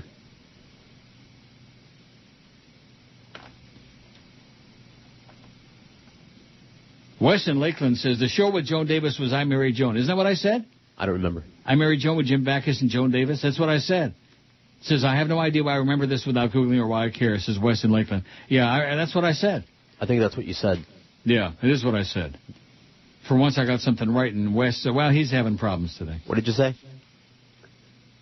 Here's one from Stu Berger. Subject, Diplomat Mall. What a memory. I bet you never thought that bitching about rolls and sweet and low would get you this far. Do you still have the Ferraris? No, I don't. Sold them a long time ago. Made some money on the Ferraris. That's way before your time. Yeah, I heard about them. Yeah, you heard about all these things. Yes. All of these things. The fake Blob Lassiter says, you'll go down in the annals of Miami radio history with Big Wilson, Larry King, Shirley Tweeters, Steve Kane, Bobby Groves, Jerry Wichner, and Sandy Payton. Uh-huh. Well, how do you like that? Jerry Wichner.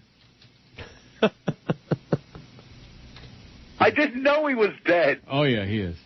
You too, Blobbo. Poor Lassiter. Yep. Died a horrible death. Yep.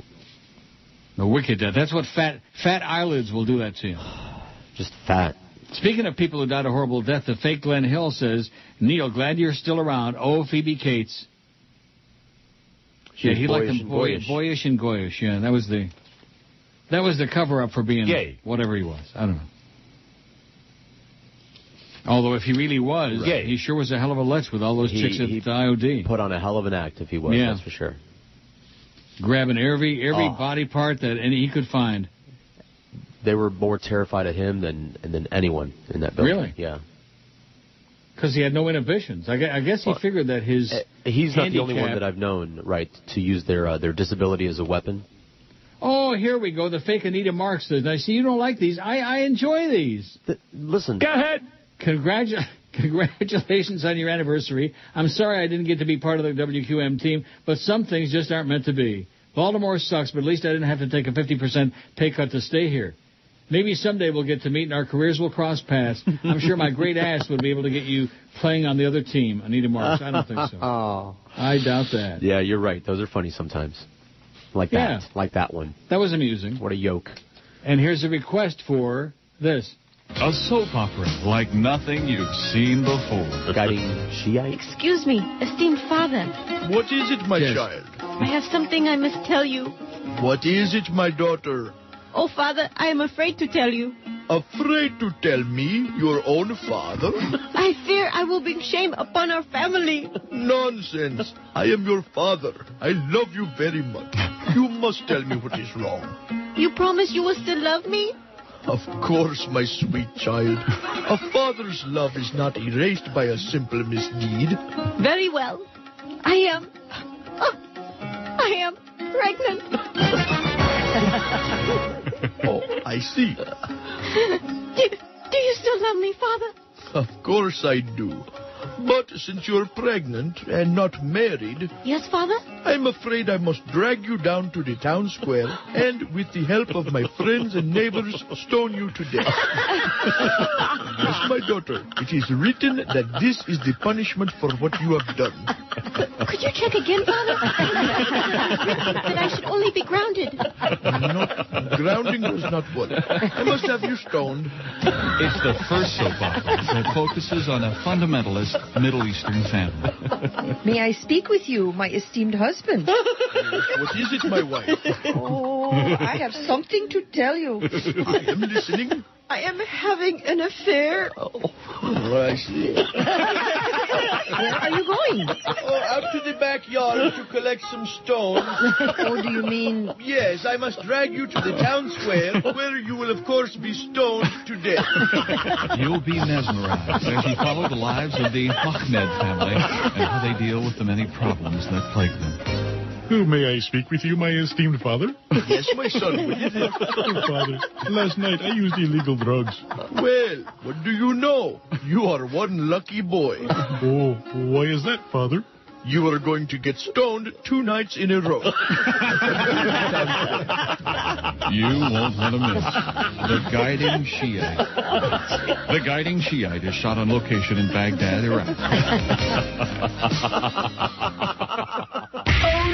You're listening to Neil Rogers. Hi, this is Larry King, and they don't come any better than Neil Rogers. The station that delivers presents Got a live one here. A Deliverance Weekend. All weekend long. You can qualify by winning video cassettes of the movie Deliverance. What is it you require? We require that you listen to the radio all weekend long. Don't say anything, just do it. The grand prize winner will be flown to Dothan, Georgia for a canoe trip for 2 down the Cohulawasi River, including accommodations in beautiful Aintree. It's easy to win. Now let's you just drop them pants. Just take them right off. Them panties. Take them off. Simply be the 10th caller every time you hear Ned Beatty squeal like a pig. Squeal. It's a Deliverance Weekend, all weekend long. From a station that gets you where it hurts. Q95. So Brandon says, that's the problem I have with Bob and Tom. All their bits have them laughing in it. I can't stand it. Well, I had to part company with our good friend Brandon, but I love Bob and Tom. and kind of like that. What? We've had that discussion before. I like the laughing also. Yeah, it goes with the territory. It just enhances the humor, that's all. It's not like guys that do stand-up comedy and laugh their ass off at their own not funny material. You know what I mean? Mm-hmm. You know what I mean. Like Wes in Lakeland. Go away, Wes. I thought he was a good emailer for a while, but, correct me if I'm wrong, but the tape says that Neil said My Favorite Joan, which was on just before I Married Martian. Nitpicker. This is like the Mike Rosenthal of Lakeland. You made a mistake. So what? Who cares? Who cares what I said, and who gives a crap about I Married Joan or My Favorite Martian? Who cares? You care? No. I don't Couldn't care less. The Dow's down 13 points. It's hovering. Hovering. Oh, here's Manny from Kendall again. Manny from Acapulco. Oh, my God. Wow. It's a political treatise about what's happening now economically and Al Gore getting robbed of the presidency. It would be awesome if the gringos just dragged themselves down. Unfortunately, they drag the rest of the world down with their stupidity. The gringos. A right-wing country, make no mistake. Who the hell would want to live there? Sincerely, Manny from Acapulco. No, we'd much rather live in Mexico with all those dead people all over the streets. Right? What is that all about? I don't know.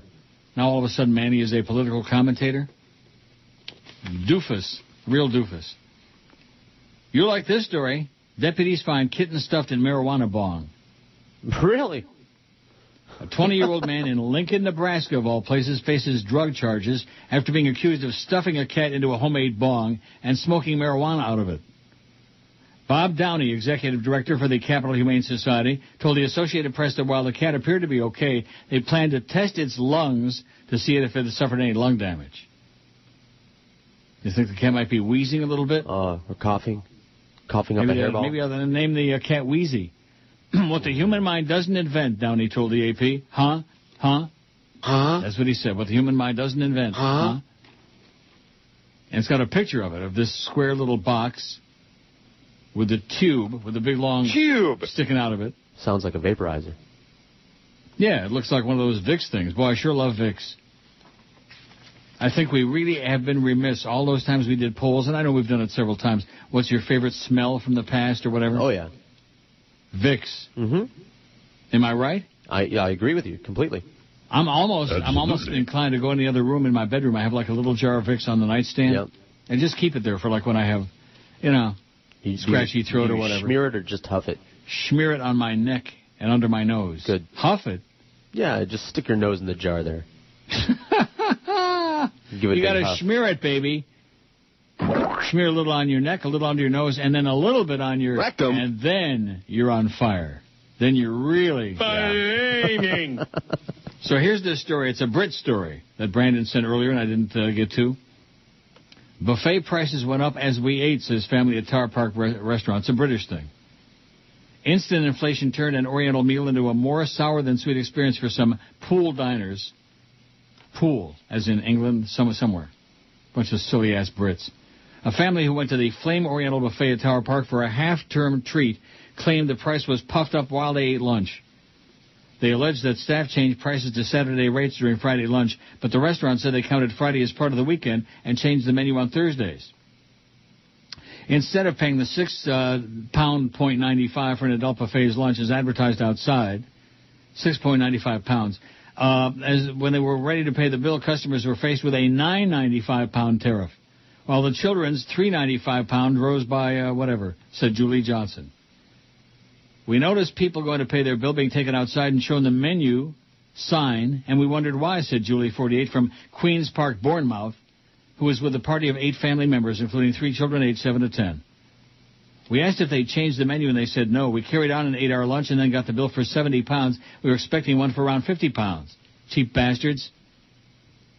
One thing about the Brits, man, when you travel around the world, there is even the French aren't as cheap as the Brits. That true? Like in Rome, they would share the check for it's just nauseating. Makes that whole French-Canadian thing make more sense now. What do you mean by that? Oh, yeah, what a bad combination, the Brits and the French. Oh, my God. The frog Brits. She said they were shown the menu board, which had paper stuck over it to show the weekend rates. It spoiled the meal for us. We won't be going back, said Julie, who's contacted standards, trade standards. Catherine Yan, restaurant manager, said we normally have 2 sessions, but last Friday had 3 sessions. We changed our menu, so we changed our price. The open sushi is only available at the weekend. That's what they had. We had another offer of dishes for that day. If customer had a problem, we always explained to them we're changing their meal. Jane Burrows of the Bureau of Pool Trading Standards said, it does certainly sound outside the spirit of the laws on unfairness. Oh, how uppity and crappy, you know? Stuffy and uppity, that's the Brits. Stuffy and uppity.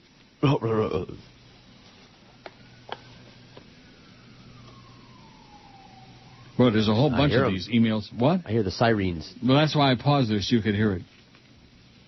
This story is a little bit disconcerting. I don't want to start doing too many bedtime stories because then they'll say, oh, we want the bedtime stories back. That's George's idea. Right. 374 votes on the poll. No new emails, by the way. By the way, if you wish me happy anniversary yesterday, you can do it again now before 2 o'clock. 374 votes. What's your take on Neil's current email format? It's okay, 103. I want the callers, 90. I love it, big improvement, 73. WTF, 52. I want the bedtime stories, 36. I hate it sucks, only 20, and George is 15 of those. I hate it sucks, only 20. And you know this crowd, when given an opportunity to vote something negative, they come pouring in. I know that whenever you take a poll about what you're doing on the show, the answer is always, it's okay. No, it's not. Yes. Many a time we've done these. Way. Oh, we want the callers back. No. You know, wins hands down your pants. The vote is always going to be they're okay with whatever you're doing, and that's what I always vote, too, for what it's worth. No, you don't. You said it's boring and it's terminal. Terminal. Terminal. That's what he said, baby. It's terminal. Coma-inducing. All right, I'm going to start talking about roller skating. How do you like that? Go ahead. And sign language. In fact, here's one just for you I'm holding up now. Oh, look at that. Yeah. On each hand. Now, there's that thing about missing it. See, whatever happened to those football players? Do we care? When you first saw him, what did he have to say to you? Well, he was so dehydrated, he was semi-conscious. He did not really talk. He just nodded. The only thing he did say was, hi, Pops. Oh. Hi, Pops. We were actually on the way to the hospital. That's what George said to me when I showed up at Gulfstream last summer. Hi, Pops. Ohio, from good friends saying that they were watching him being lifted to the chopper and saying that he looked like he was They still haven't found the football players and the other people, but probably because they're asleep with the fishes, I would think, wouldn't you? I imagine, yeah. Yeah, well. Sad. It's sad, but, you know, who cares? Maybe Roy Scheider could save him. Didn't he just die not long ago, I hope? I thought he did, yeah. I just heard that. I didn't like Roy Scheider. I mean, he was in Jaws, and he was... Oh, no, I'll tell you the one I really can't stand, which is almost anybody, but... what the hell's his name? Name a movie. Close Encounters of the Third Kind. Oh, Richard Dreyfuss. Richard Dreyfuss. Oh, my God. Remember that movie, Mr. Opus Penis? Yeah, Mr. Holland's Mr. Holland's Penis. Yes. Oh, I cannot deal with Richard Dreyfuss. He gives me spilkies. I can't deal with it. Although I like that movie. Which one? Mr. Holland's Opus. Mr. Holland's Penis? You liked it, too, if I recall, at the time. I did? Yeah. You said nice things. I watched that? You watched it, and you said good things about it, in spite of Richard Dreyfuss, who was both. It must have been great. It was very good. True story. Oh. Heartwarming. I'll watch it again. Had sign language After in it. I watch, what's that one I watched the other day? I was going to teach you a new, very useful sign since you wanted to flash me that one. Yeah. Make that same sign. Mm-hmm. Stick your thumb out. Yeah. While maintaining the sign. Tap your thumb on your chin, and that's MFer. Oh. Yeah. Okay. I'll do that at Woodbine a few times. A record number of Americans served time in the correction system across the country in 2007, according to a report released yesterday by the Pew Center on the States.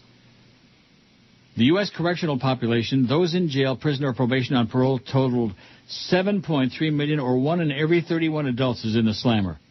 1 in every 31 adults. Let me finish this story after the break in detail. So if you're missing some of your acquaintances, now you know where they are. Oh, Neil! You're listening to Neil Rogers. Neil God. Yeah. You fairy. We dance like sissies. We sing like wussies, but we must tell you, we swear we're not gay. If you wore these outfits to class, they would kick your ass. Rectum. Regardless, we swear we're not gay. We look like interior designers. We sing like a bunch of girly whiners, but we're straight. Our agent says we gotta say, we swear we're not gay. Our biggest fans are 12-year-old girls who think we're as cute as can be. Yeah, but as they get older, they all figure out we're hiding our latency. One thing is for sure, we get manicured. We do. Wash our clothes on the delicate cycle. Want to do a session with George Michael. You fairy. But today we think that we had better say, we swear we're not gay. I swear we're not gay. You're not faxing me something by any chance, are you? No. Oh, well, somebody is sending me an ad fax. Oh, geez, what is it? It says, Voice Logic, marketing department, call everyone on your list. 1,000 calls for $250. Interested? Generating leads? Ooh. No. Yeah, let's generate some leads for our sales department, man. They are really, sharp as a marble. The fake, before I get back to that story about all the people in the slammer, fake Jeff Rimmer says, hey, Uncle Neil, have you ever seen the movie What About Bob? It's hilarious, stars Bill Murray and Richard Dreyfuss. Give it a try, the fake Jeff Rimmer. Ever seen that? I don't recall. I don't think I have. What About Bob? Doesn't sound familiar. No. Bill Murray and Richard Dreyfuss. Wait. It's the one where, no, not for you. Really? I don't think you'd like it. Why do you say that? It's not as funny as it wants. People in it? It's not as funny as it wants to be. No. America's prison population has skyrocketed over the past quarter century. In 1982, 1 in 77 adults were in the correctional system in one form or another, totaling 2.2 million people. The U.S. has 5% of the world's population, but 25% of the world's prison inmates. Wow. The numbers vary widely by race and gender. Black adults are 4 times as likely as whites and nearly 2.5 times as likely as Hispanics to be under correctional control. 1 in 11 black adults, 9.2%, was under correctional supervision at the year end 2007. And although the number of female offenders continues to grow, men of all races are under correctional control at a rate 5 times that of women.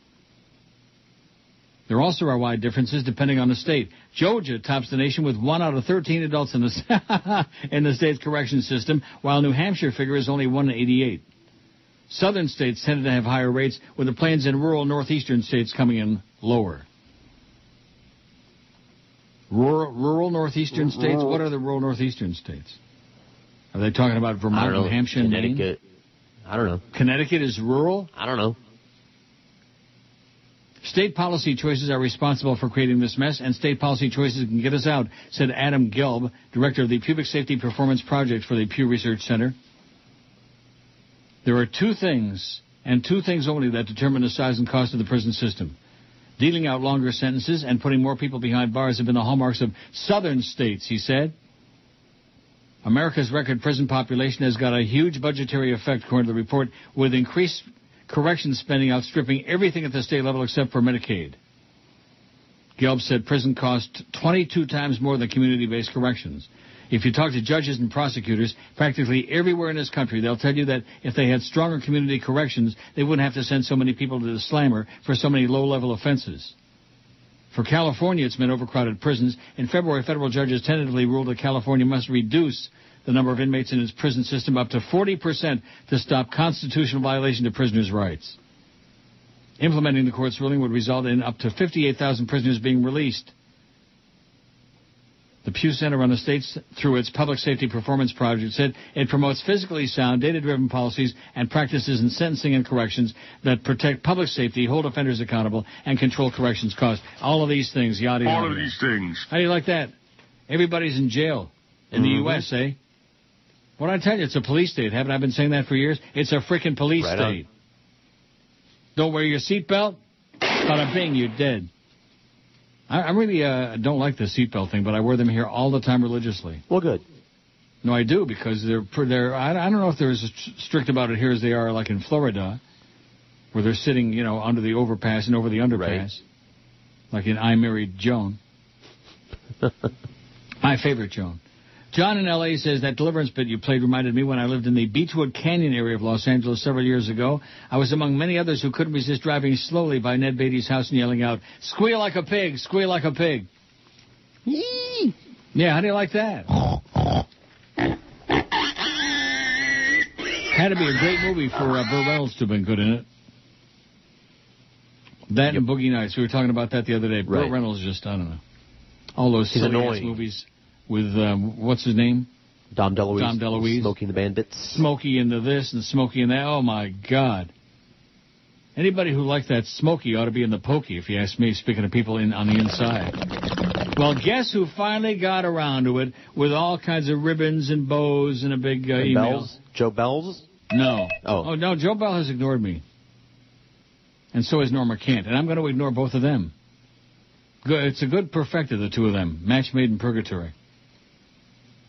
I know belated sucks. Sorry, but happy anniversary anyway. Just to let you know I'm out here. And it's got happy anniversary with a big ribbon on it, all colorful. And guess who this is? Chronic. Think of MySpace Chronics. I'm thinking. Johnny. Oh, Johnny G. Yeah. Why are you so hard on Johnny?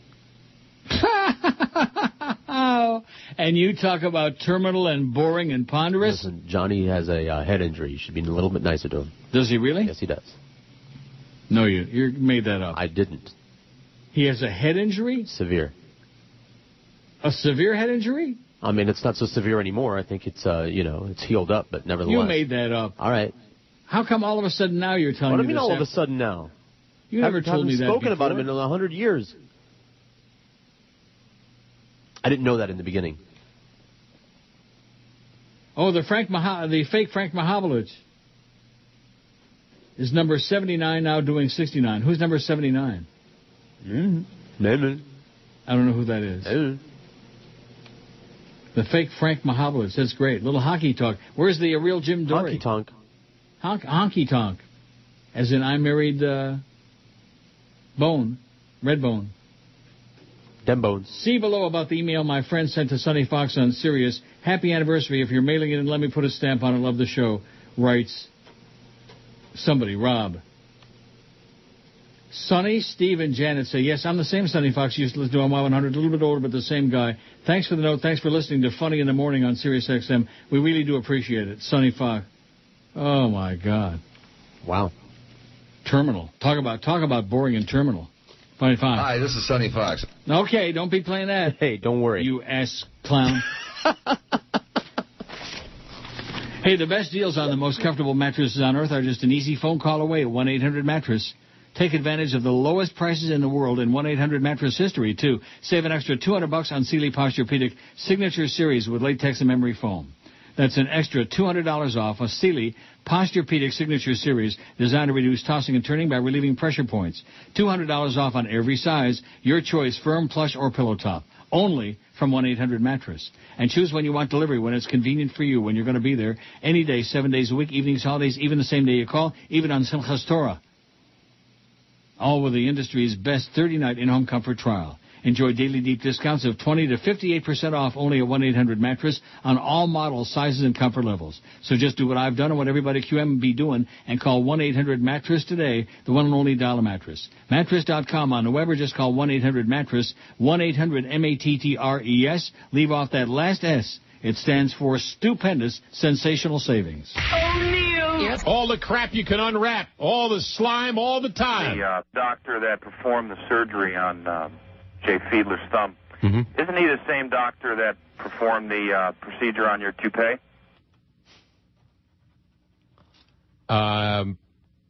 It's the doctor who performed the surgery. Let's think about that. What's his name? Klein? Fiedler's doctor? Yeah. I don't know I don't know who he used. Did he use George Caldwell? I'm not sure. I'm not sure where he went. Doctor, isn't he? I'm not sure where he went. Did he go to Holy Cross? I didn't read it. Not sure. Well, bottom line is that the doctors can't tell how long Jay's going to be out. No, you're not sure. Somewhere at least a month, could be up to 8 weeks. Somewhere in there. Wally on the wall with you on QAM. Yeah, poor Geldy trying to suck up, trying to cover up that schmirkle. Wait till you hear this now. I'm wondering if George thinks this is real or made up. Made up. It says, happy anniversary, Neil. Hope you have many more. I've enjoyed your show over the years. All the best. Ron St. John. Oh, that might actually be real. Really? Hasn't he contacted you in the past over the years and, said similar nice things? Are you confusing Ron St. John with Rick Shaw? No. Same station. Right. It's like magic. Yeah, I'm sure it is the real Ron St. John. Well, thanks, Ron. Sure enjoyed Ron St. John doing the PA at the Dolphin games a lot more than Kenny Walker. Ooga booga. But nevertheless. Wait till you hear this. Richard Goldman, ex-Coral Springs, Washington, D.C. I wanted to take this opportunity to wish you a happy 33rd anniversary in South Florida. I myself have been a listener and a loyal one since 1978-79, which may make me one of the last remaining originals to be left standing to talk about it. Also want to pass along a thanks to George for the years of entertainment, as without arse kissing here, he's another one of the good talents remaining in South Florida, Hmong Village, that's under-recognized for his efforts and work. How do you like that? Well, I wrote that. It's a fake email. I also wanted to pass along to you that as of this moment, I myself am on a venture of a lifetime, having been asked to serve and accepted a position within the new administration working on both domestic and foreign policy. Wow. It seems that my years of badgering George W. Bush on Smirking Chimp and other venues have finally paid off. As it is, I was one of those who recently was, what is it? Party and executive order. Party to an executive order, finally lifting me off the watch list, where I was a virtual enemy of the state for 7 years and could not travel abroad. Like the other pundits who took a stand against GW and his cronies, I gladly wore the crown of being an enemy of the state, never backing down from my public theory that if we ignore the mistakes of the past, we're destined to repeat them. The Gestapo playbook that led us to have no constitution for 7 years is finally torn up, and we can get back to work to try to solve the real problems, to put people back to work and allow this country to rebuild. Again, thank you for the years of magnificence. I'm most honored and humbled to have listened and loved all these years. Richard Goldman. Well, thanks a lot, Dick. All right. How do you like that? All right. Now, there's 2 real emails in a row from 2 real people. How do you like that? I'm starting to get scared. Yeah. Going to put you in your place, Mr. Mr. Negatory. Be very afraid. Oh. Well, let's see. Doug says, another long one. Congratulations on your 33 years in the business. I've been listening to you for years. I listen to you several days a week and George a couple of times a week when you're not on the air. Contrary to some of your call-in and email friends, George has been a good on-air friend of yours who helps make your show better. I used to like your show better. I've been trying to figure out why I enjoy your show now less. I started listening to you because you were funny, irreverent, and progressive in your political beliefs, which was a welcome contrast to the mediocre and mundane, especially the right-wing nuts. Now you are less funny. Your on-air persona seemed to become more insecure, always wanting to know what someone else says about you, obsessing and whining a lot about stuff only you care about, publicly criticizing George when he disagrees with you, etc. In fact, you're becoming more like your chronics. Keep it up, and I wouldn't be surprised if George takes a hike, notwithstanding your remunerative contributions. What? Remunerative. It's not an easy word to say. A lot of people think you pay me or something. For the time being, I'll continue to listen to you. However, if you continue your downward slide into mediocrity, there are plenty of other programs to listen to, both broadcast and on the Internet. I'll just change my listening habit. Bye, Doug. Bye-bye. I know you could care less what I say. That's correct. And that you're not amenable to constructive criticism, as demonstrated by your treatment of George when he tries to offer some. So I don't expect you to reinvent yourself into something more like what you were before. Perhaps you're becoming more cynical, negative, and grouchy because of the Joe Bells and Joyces in your life. Nevertheless, you're the one making the big bucks. So do what you have to do and get over it. I hope you'll recover and become more like the old Neil. Not. See ya. See ya, Doug. Bye. Bye-bye. Subject, will there be a 34th year for you or me? Bye, bye, bye. I'm insecure. I'm very concerned that Doug might go away. That sounds like your hands. What? Stop wringing your hands. Like John ZTR again. Mm-hmm. I agree. See, people, when they're going to change the station, they don't sit down and write a long email. They go ahead and they move on. They go ahead and move on. They don't send an email saying, "Oh, you got to change and be whatever I want you to be," because it's not going to happen. Tracy says, speaking of kittens in bongs, have you ever seen the PETA director's will? I knew she was insane, but seriously, Ingrid Newkirk wants people to have a human meat barbecue of her after she dies, wants her flesh made into purses and belts, wants her eyes sent to some agency to show that someone is always watching them, her feet used as umbrella stands, her liver sent to France to protest foie gras. It goes on, so messed up. Foie gras, isn't that snails? No, that's duck liver. It is? Yes, escargot is snails. Escargot. What? Oh, escargot. Well, excuse me. I forgot all my French cuisine. Yeah, that's right.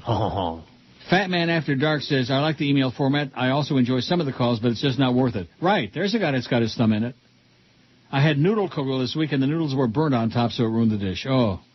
Will you be giving out a winner call stream this week again? You're on fire. I'll give it a shot. I'll give it my best try.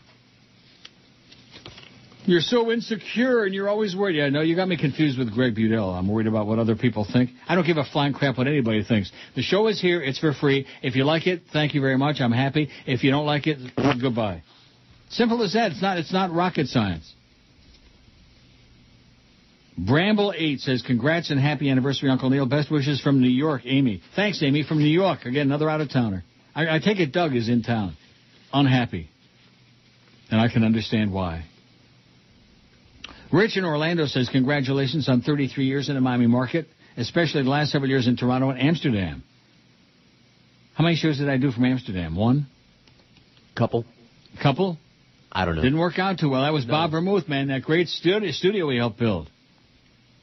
Anyone who prospers in one market for that long belongs in the Radio Hall of Fame. You and Ricky Ticky are both overdue. I lost $75 in the death pool when Paul Harvey signed off. I had Bob Shepard. Pissed me off. Anyway, I hope you keep doing this until you croak. If you keep your diabetes under control, you should be able to make it 50 years. By then I'll be senile and won't miss you. Thank you and bless your atheistic little heart. Rich in Orlando. Well, thanks, Rich in Orlando. The out-of-town people are very happy with me, and the in-town people are, bah, bah, bah. You better change. Bah. You suck. Bah. You're always changing, as I've tried to explain to people. Yeah. I go with the flow, baby. That's I go right. with the flow. Here's one from somebody. I've been listening to you for 25 of those 33 years, enjoyed every show I've been able to hear you on. How do you like that? Every show. Thank you for letting us and me listen to you through your archives. It's so nice to be able to listen to your show on the other side of the world, BKK via the Internet. What's BKK? I don't know. The other side of the world, BKK?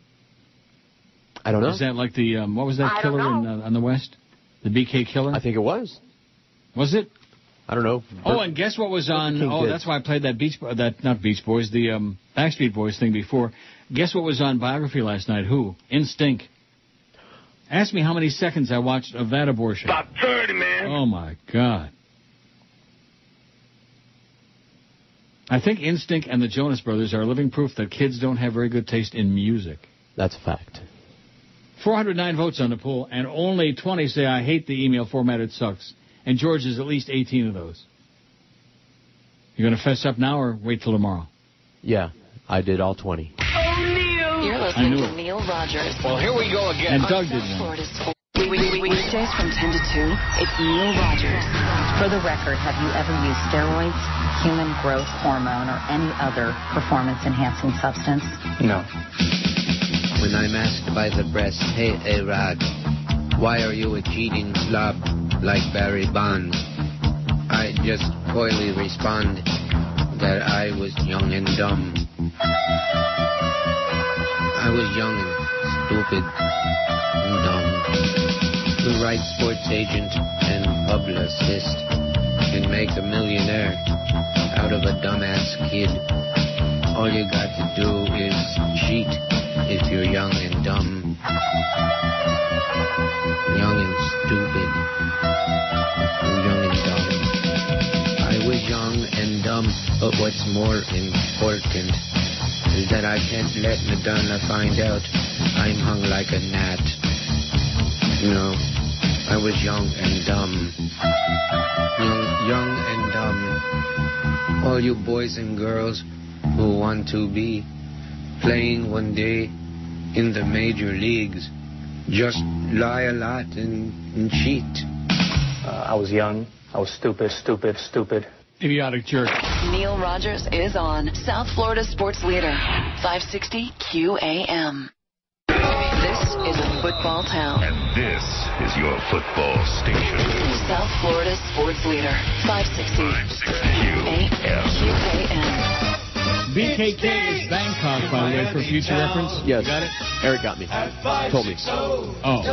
But thank you. You're welcome. What's it stand for?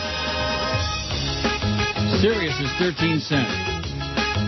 A selling opportunity if there ever was one. 13 cents. Got a quarter? Bye. I'm queer, that's my admission. I'm a fag who likes gin balls. I'm here to confirm this mission. It's fact, but that's not all. I'll do anything that moves as long as it's alive. It don't matter to me if it's girls or if it's guys, but I prefer a thick brown eye. Inside brown eye, I slide in a libido and nova. I like guys, that's why I love a libido and nova. Love a libido and nova. Love a libido and nova.